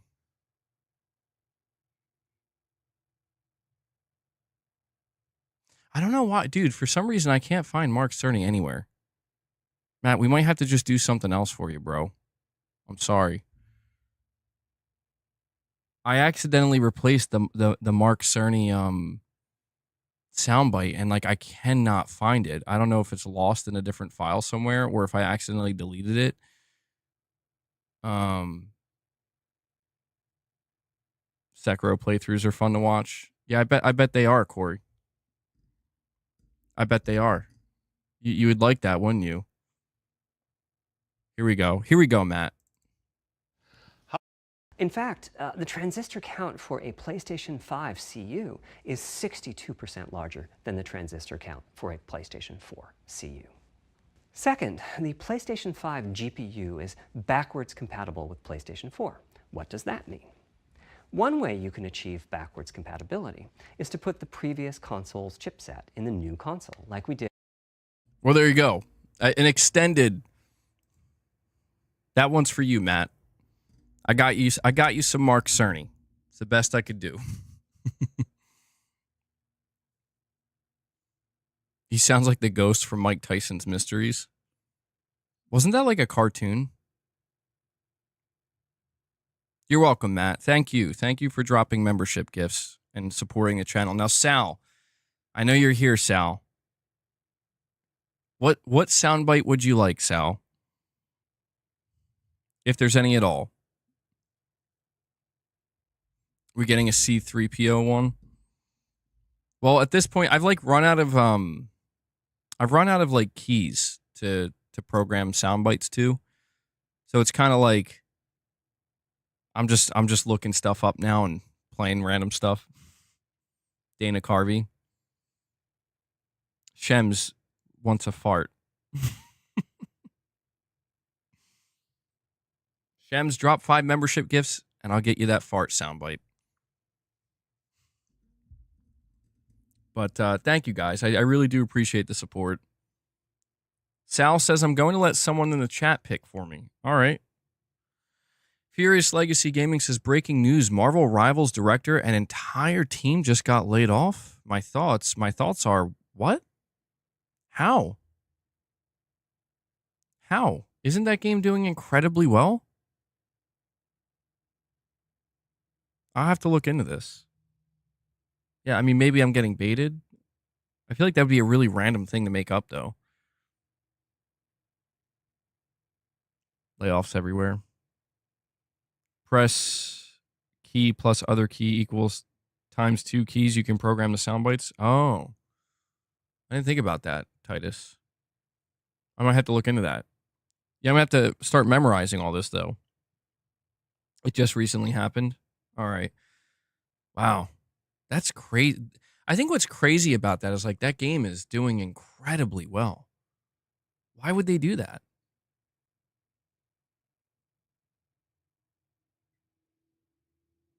That's man, that's kind of sad and depressing. It's like, man, you can have a super successful game, still doesn't matter. But all right, so what soundbite did we settle on for Sal's 5 bomb? Did anybody say? He said he wanted somebody to pick it. There are layoffs everywhere. I'm in IT. I work at an international corp with over 100K employees. We let go over 10K people in the last year. That's sad, man. Yeah, it's sad. I mean, obviously, layoffs suck, and you hope that the people who have suffered those layoffs, you hope that they can bounce back as quickly as possible. I mean, really. Yeah. That the whole team too. Does that mean the game wasn't successful enough? It's beast mode says do the scream. All right. Sal, this one's for you, bro.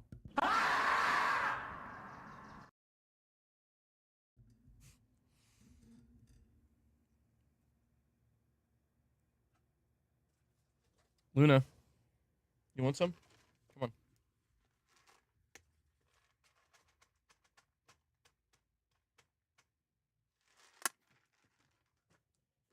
Wanted to make sure Luna got a couple treats too, since Boss finished his.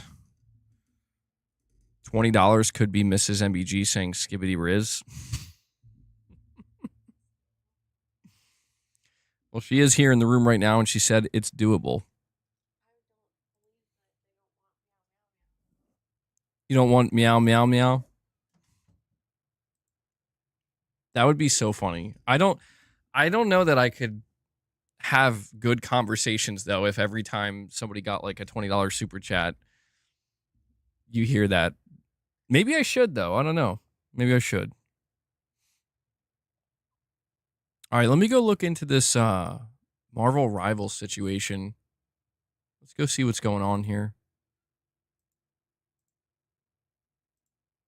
But just to wrap up what we were saying about Days Gone, not much else to say about it except, you know, there is some level of demand for it.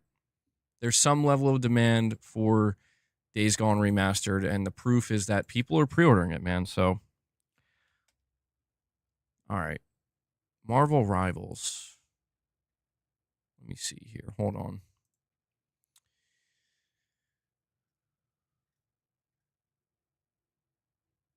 Hold on one sec. Before we read the Marvel Rivals situation, I want to read this. This is something that came from the Shuhei Yoshida interview about Mark Cerny. So, Matt, this one's for you as well. It says here, former president of SIE Worldwide Studios and head of PlayStation Indies, Shuhei Yoshida, on Mark Cerny. Quote, there's a funny story. I don't know if this has been published before, talking about PlayStation, because we were launching in Japan first. We'd start a sign licensing contracts with publishers and developers and sent out dev kits, but only in Japan. Mark Cerny visited us and asked for a dev kit. I told him, no, we're only signing contracts with Japanese developers right now. He said, well, can I become a Japanese developer? I said, sorry, but we only have contracts written in Japanese. He said, that's no problem. Give me one. The next day, he came back with his signature on it. Crystal Dynamics, his US company, became the first company with a dev kit. Later on, he told me what he had done. He hadn't consulted with headquarters at all. He just signed the deal himself and came back to my office with it. That caused some problems later on, but that's how he got the first dev kit for an American company. He could read Japanese, of course. He'd worked for Sega in Japan, working with Yuji Naka to make Sonic the Hedgehog. He was able to take advantage of that, end quote. Very interesting little story that Shuhei Yoshida told about Mark Cerny. Mark Cerny, what a legend, bro. What a Giga Chad legend. He's just like, yeah, I'm going to get myself that PlayStation dev kit, and I don't need anybody else's permission. He just did it. That's funny, man. Okay, so Kami, or Okami13 on X, says Marvel Rivals game director has been laid off along with his entire Seattle-based development team. So he says here, this is such a weird industry. My stellar, talented team just helped deliver an incredibly successful new franchise in Marvel Rivals for NetEase Games, and we were just laid off. Oh well, times are tough all over. Let's find these incredible people new jobs because we all need to eat, right? Today I'm going to start with the inspiring Gary McGee. During the course of the project, Gary was fantastic to work with. This is a highly technical designer currently working in level design, but I've seen his passion project, who is a proactive problem solver. A lot of our time on the project was spent as sort of an R&D branch, coming up with new level design mechanics, gameplay mechanics, and so on. Gary was a key part of these efforts. His technical ability, proactivity, and passion for game development and problem solving were a huge asset to the team. Gary doesn't wait for a problem to slow the team down. He finds a way around or through it. Early in his time at our Seattle studio, he developed level design tools and gameplay mechanics that I can't tell you about because they belong to NetEase. But they greatly accelerated the team and often enabled the team's progress. And so he goes on a little bit longer here, I guess, really trying to help out Gary here. Man, that has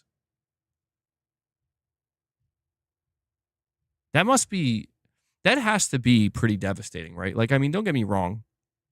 Getting laid off in general has to be devastating, but I can't imagine like working on a game for years, having that game come out and just like be a smash hit success that everybody's playing, everybody's talking about, and then this happens. What? No, not today. And then just to find out, like, yeah, you guys are done. My question here is this. This is my question. If Marvel Rivals is doing so well and it's this big of a success, wouldn't they need that development team to continue to create content since it's a successful live service? I think this is the part that is perplexing me the most, where it's like, I could understand why maybe like if they felt like they had to lay off a couple people here and there, that maybe their positions were maybe overly redundant in the name of supporting a live service, but they don't care. They're just taking the money and running. I hope that's not the case. That's sad. AI will do the work. Oh man, that's even more dystopian. I hope that's not the case. I think I'd rather see them take the money and run than it's like, yeah, you guys are all gone because we're just letting AI do the rest from here. You think that's what it is? Let me guess, Marvel Rivals will stay up and make even more money. NetEase is a scuzz company, just a smaller Tencent. Marvel versus DC Rivals would be wild. Maybe the Marvel license is going to expire. I mean, that's a possibility, but you would imagine they would easily be able to work out a new contract, right? Or a new licensing deal since it found such huge success. Thank you for developing the game for us. Bye. Damn. I mean, I get it, man. It's business. That's how these companies operate. It's just business.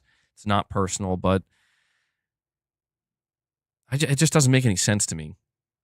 Like if you, it just, to me, there's something truly wrong with the industry if you can make a successful live service game. Like it's not even a single player game, but if you can make a super successful live service game and you're still not safe to just make content for that game, that makes me feel like there's something really truly broken, fundamentally speaking, with the games industry, because that should not be a thing at all. Like, that should just not be a thing. That's a shame, dude. Breaking news: Xbox acquired Sony PlayStation and is keeping Sony games exclusive. Chris, I feel like you just broke my brain with that. Devil Shooter, you're saying greed. Maybe it's too successful and they couldn't keep up with the demand. Yeah, I don't know. Something awfully strange about this.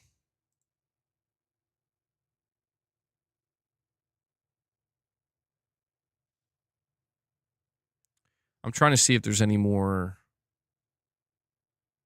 Apparently, the Teenage Mutant Ninja Turtles are coming to Call of Duty. All right.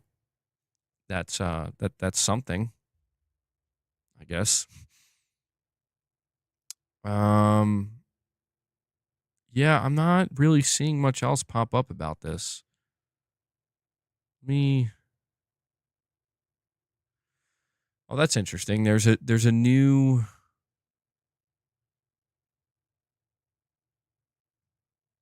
rumor regarding a Batman game, but I don't know that I'm going to go over it because the source where this is coming from was recently completely wrong about something.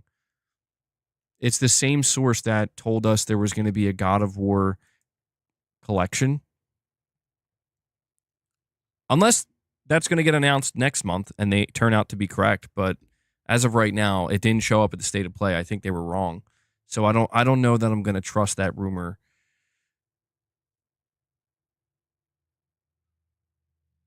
The Concord effect, Batman PlayStation 6 exclusive. There was a rumor a little while ago.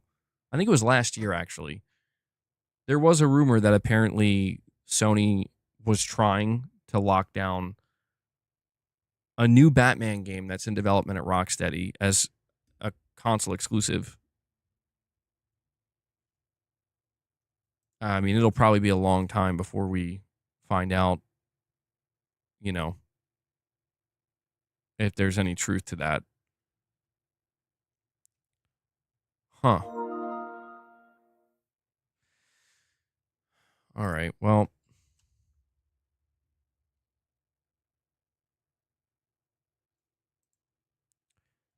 we have Kane Z7 with a super chat. Thank you, buddy, who says, "Hey, MBG, I just came back. Don't know if you guys talked about this already, but I'm happy for the Days Gone remaster. I never had the chance to play it before." We did talk about that a little bit, but you know what? I want to highlight what you're saying here for a moment because this is one of the things that I do think people kind of overlook a little bit. One of the things that we learned from Sony's most recent financials is that 42% of the PS5s purchased this holiday period were new people to PlayStation. So this is another, I would say, valid reason that Sony is doing stuff like this, because there are people out there, and I think some people forget about this, that passed on these games and maybe they're not really relevant anymore, so they kind of just overlook them, but then a remastered version comes out and they're like, oh, and Kane, you're one of these people. And so I hope you enjoy it, man. It's a great game. Monster Matt says MBG Wario 64 even mentioned it, and he is really reliable. All right, let me go check that out. Wario 64 mentioned it.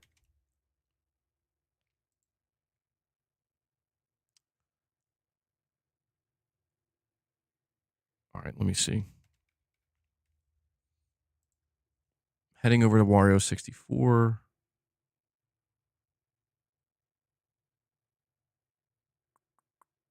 Are you saying he mentioned the rumor about Batman? Is that what you're referencing right now? Man, it's so hard to follow his Twitter because he posts so much. I'm scrolling. I'm looking. I'm not seeing anything related to a Batman rumor here, though. Maybe I misunderstood what you were talking about. Maybe were you talking about Marvel Rivals? Is that what you meant? Because he did post about Marvel Rivals. Sorry, we're kind of like bouncing. Okay. My bad. I misunderstood. I thought you mentioned that he posted about I thought you were saying he posted about this Batman rumor. Yeah, we're gonna need more, I think. We're gonna need some other insiders, I think, to corroborate this rumor before we can really go anywhere with it. Chris, you're saying, MBG, I'm not against the remaster of Days Gone, but I am against calling something a remaster, charging, and then no actual difference. Well, to be fair, Chris, they are offering some new game modes and stuff. They did say they increased the horde sizes. So it even though, like, from a visual perspective, there might not be much of a difference, it seems like in some way, shape, or form, they are kind of taking advantage of the PS5 hardware, because one of the bigger things that I did say I wanted to see in a Days Gone 2, assuming, like, back then I assumed we were going to get it, was much bigger hordes. So we'll have to see just how much bigger they are, but that's fair, Chris. I mean, I do think this is going to be one of those games where it's like it might be really hard to see any difference. But Days Gone was awesome, man. I really hope that people who haven't played it, they give it a shot now. And one of the things that I do hope is different this time around is, assuming it's going to get reviewed. I don't know if it's going to get reviewed or not, but if it does get reviewed, I hope it gets a better shake, because I did not agree with many of the reviews, man. And I don't really care that much, but just knowing that the reviews, the negative reviews, potentially impacted Sony's decision to not push harder for a Days Gone 2 is kind of sad, because when I went over some of those not so great reviews from like GameSpot and IGN, the nonsensical reasons that they were giving for taking points away from this game, it's like, what are you talking about? Furious Legacy Gaming PlayStation Premium is $99 right now for a year. I think that's a good deal. I feel like that is a pretty good deal, actually. $100 for a year for premium? When it was released, the shooting, etc., was bad? No. The shooting mechanics in Days Gone are okay. They're not top tier, but they're not bad. They can be a little bit clunky, but you get used to them, and they start to feel better as you get used to them. But I wouldn't say they were bad. Like, I wouldn't dock points for it. Days Gone remaster starring MBG. Yeah. Deacon St. John's just going to have to be bald now.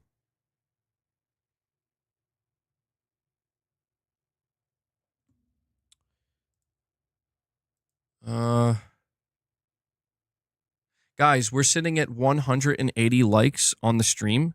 Thank you for getting us to 180 likes. I want to push to see if we can get to 200 likes. I think we're going to end this stream in about 20 minutes. We're going to hang out here for about 20 more minutes. I think we'll end it at 3 p.m. That'll be a good, solid 3-hour stream.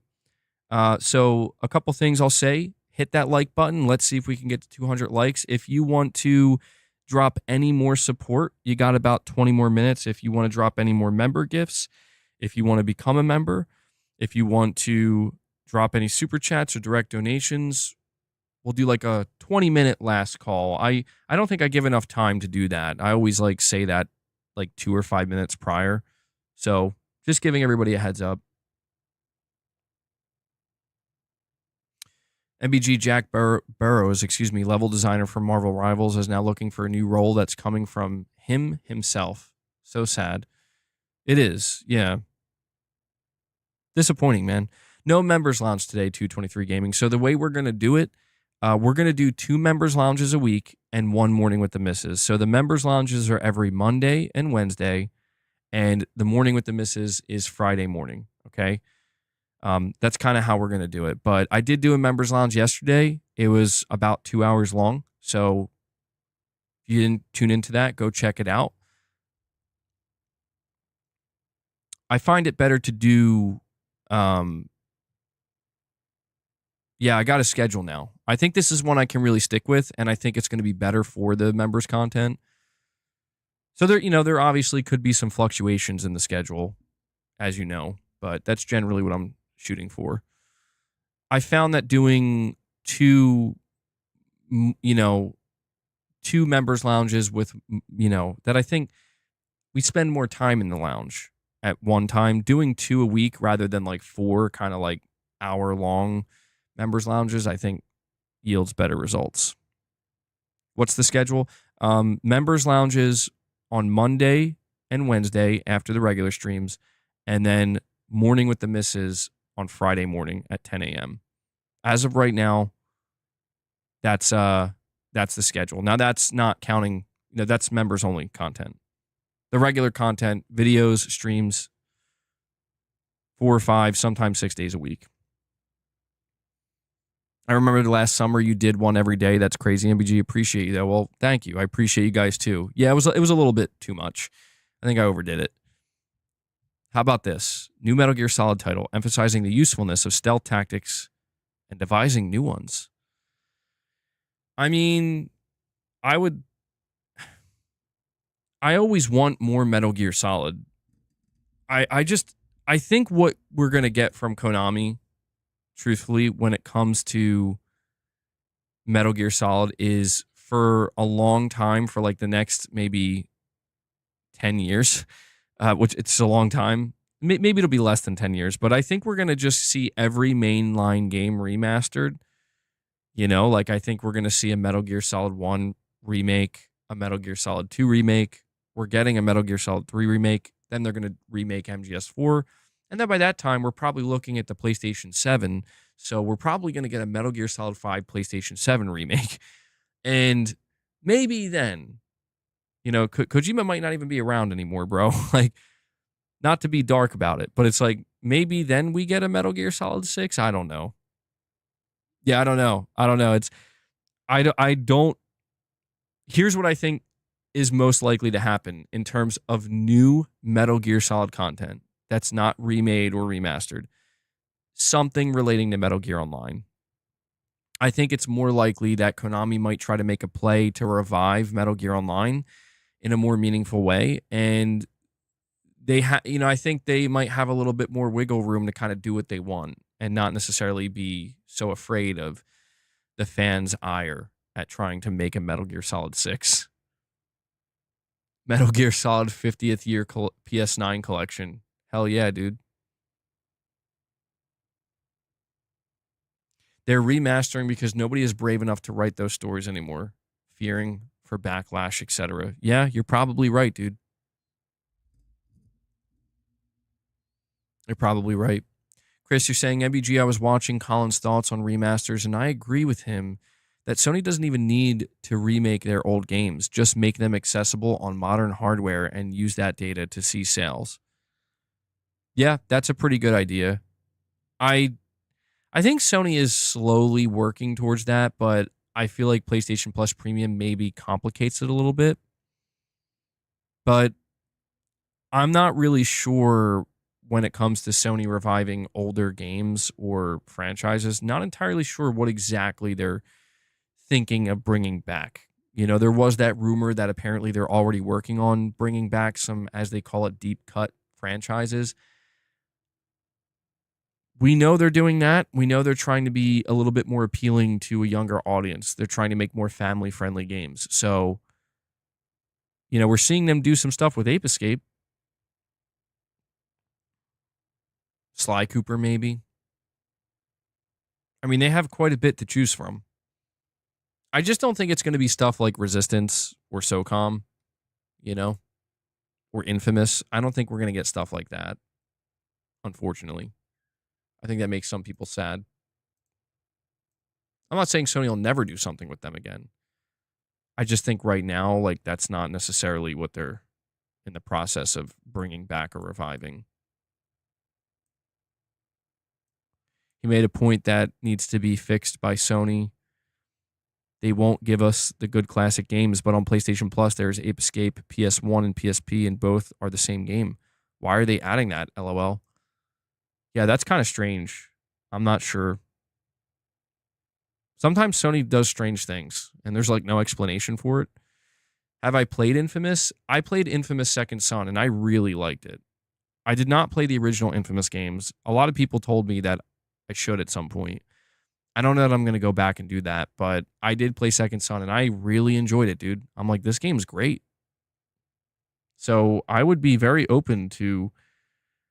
I'm one of those people that if Sony wants to remaster Infamous 1 and 2, I will absolutely buy that and play it. That's what I've been told, Devil Shooter. I've been told that Infamous Second Son is like the weakest one, which is very interesting to me because I did enjoy it. So that probably means I would really enjoy the original games. That would be great if they remastered those or brought them forward or even remade them.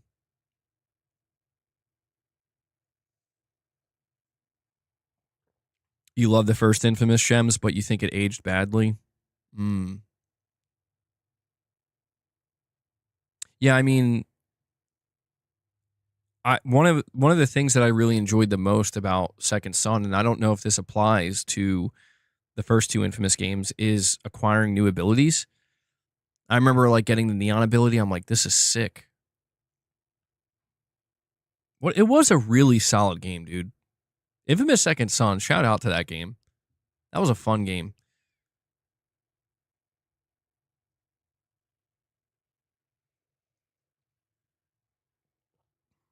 Infamous 1 is like a supercharged PS2 game, LMAO. An infamous MMORPG. Well, that escalated quickly. I did not play First Light. No, I probably should have. I think I'd moved on. I think I moved on and I didn't even know there was DLC. And then later on I found out like, oh, there's like a whole DLC for it. And I never went back and played it. Second Son and First Light were some of your first HDR games. The PS3 era is goated. All I think about when I think of PlayStation 3 is Metal Gear Solid 4. That's literally what the PS3 was to me. It was a Metal Gear Solid 4 machine. For the longest time, dude. One of the things I remember later on in the life cycle of the PlayStation 3 and the Xbox 360, because when I finally got a PS3, it was just for Metal Gear Solid 4, Red Dead Redemption 2 on PS3. Whoa, hold on.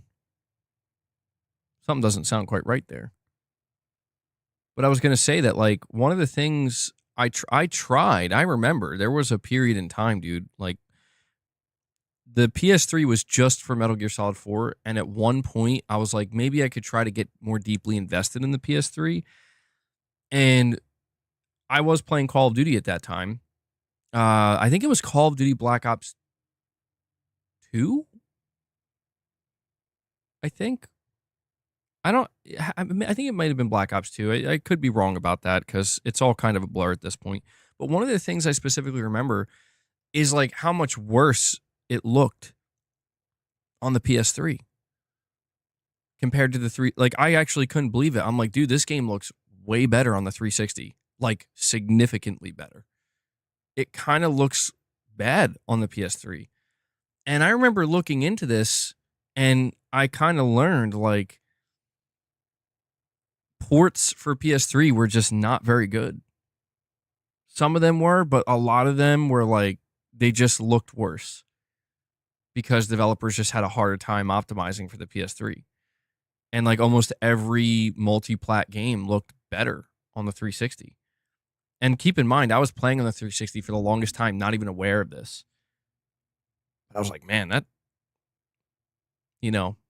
sucks for the PS3. Guitar Hero was worse on PS3 for input lag. Wow, see, I never knew that. That's sad.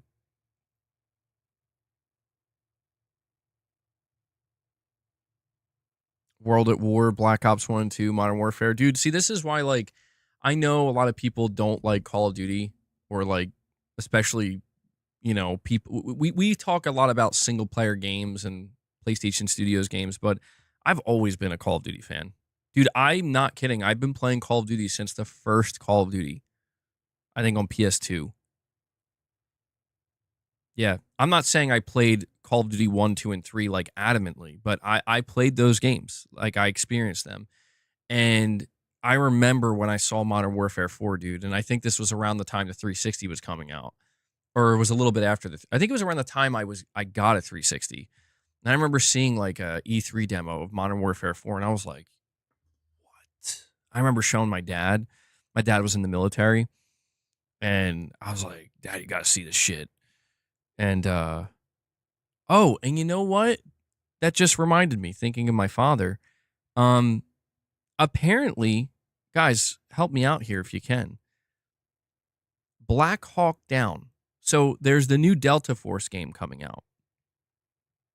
This is a free-to-play multiplayer game that's trying to be like the new Battlefield. Not too sure that I'm interested in that.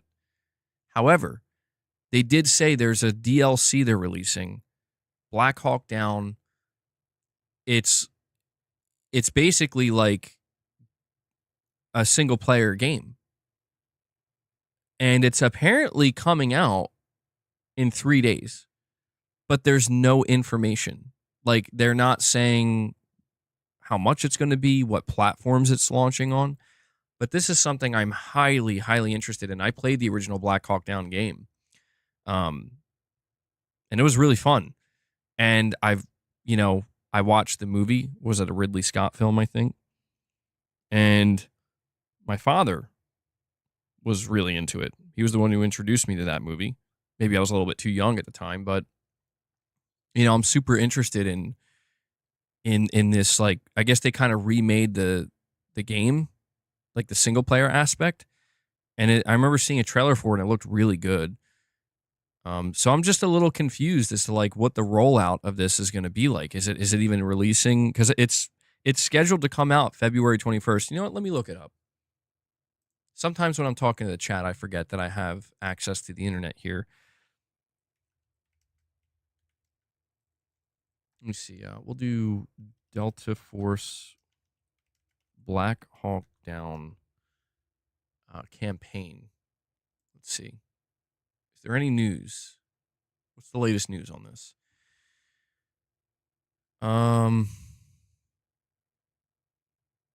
Free-to-play Delta Force will add paid Black Hawk Down campaign February 21st. Okay, this is coming from GameSpot. So they have a trailer.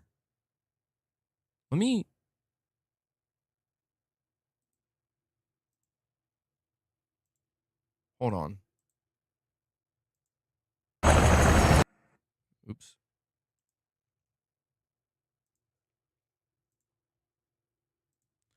Let's watch this trailer together. See if we can learn anything. It's only 30 seconds. That's a really short trailer, dude. What is it gonna be, like a 3-hour campaign?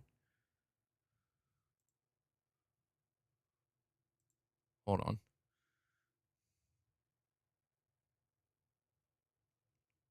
I have it in.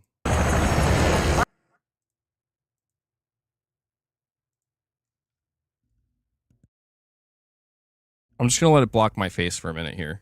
Hold on. I repeat, Super 6-1, going down.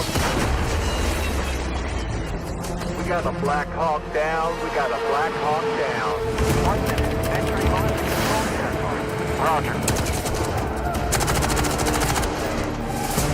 Go, go, go!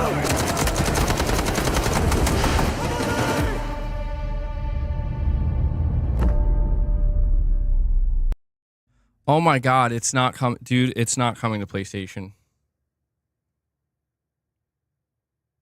They don't have it listed for PlayStation. Are you kidding me, dude? Oh no. Saying the trailer didn't look promising. I don't know. Maybe it's the nostalgia. Well, listen, if you played the original Black Hawk Down, or if you watched the movie, I feel like that's kind of what it's. That's what I'm gravitating towards here. But oh no, dude. They don't have the consoles listed. Yeah, that's what I thought too. You're saying I thought it was. It was announced for consoles last year. It was, dude. Man, I mean, look, I want to play it, but I don't know that I want to play it bad enough. Like, I think I'll just wait. Surely they did confirm it's coming to PlayStation. I'm just wondering if maybe it's going to come later. So I'm going to pull like a PC gamer thing here where I'm like, I'll just wait. I guess I just thought that by the time the campaign came out, it would have been ready to launch on console too. Maybe delayed. Yeah, I know that you can play it in early access on PC. Well, I don't know. Maybe I could just play it on PC if I really want to. Maybe I'll wait to hear, like, because what's weird to me is they're treating it like DLC, and that tells me it might be really, really short.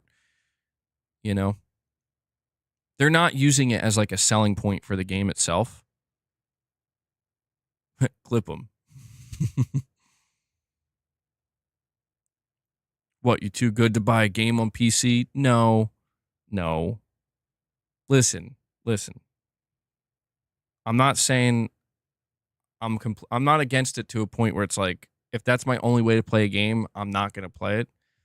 Flex the 3060, yeah, it might be time. I'll think about it. I just want to get confirmation. That's all. Like, if they confirm it will be coming to PS5, I'll hang tight. It's fine. If they're like, turns out we're not bringing this to console, then I might just have to bite the bullet and play it on PC. But it's just that, yeah, I remember looking into this game and they did say that they're going to be bringing it to PC. So, or sorry, PS5. Obviously, they brought it to PC. You run an RTX 5090 Ti and my PS5 is better graphics. Yeah, what? Something doesn't sound right there. Just pirate the game on PC. Well, that's what's weird, dude. They're not even saying how much it costs. Guys, listen, we're going to be wrapping the stream up in 3 minutes. We are 10 likes away from hitting 200. I want to see if we can hit 200 likes before we wrap up the stream today, okay, guys? So 10 people, hit that like button if you haven't. We got 3 minutes. 3 minutes. Chris is from the future.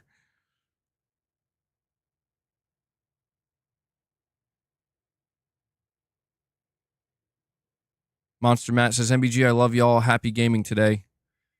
Thank you for hanging out, Monster Matt. Hit that like button on your way out, if you haven't. Yeah, we'll be back tomorrow with another stream and some new topics.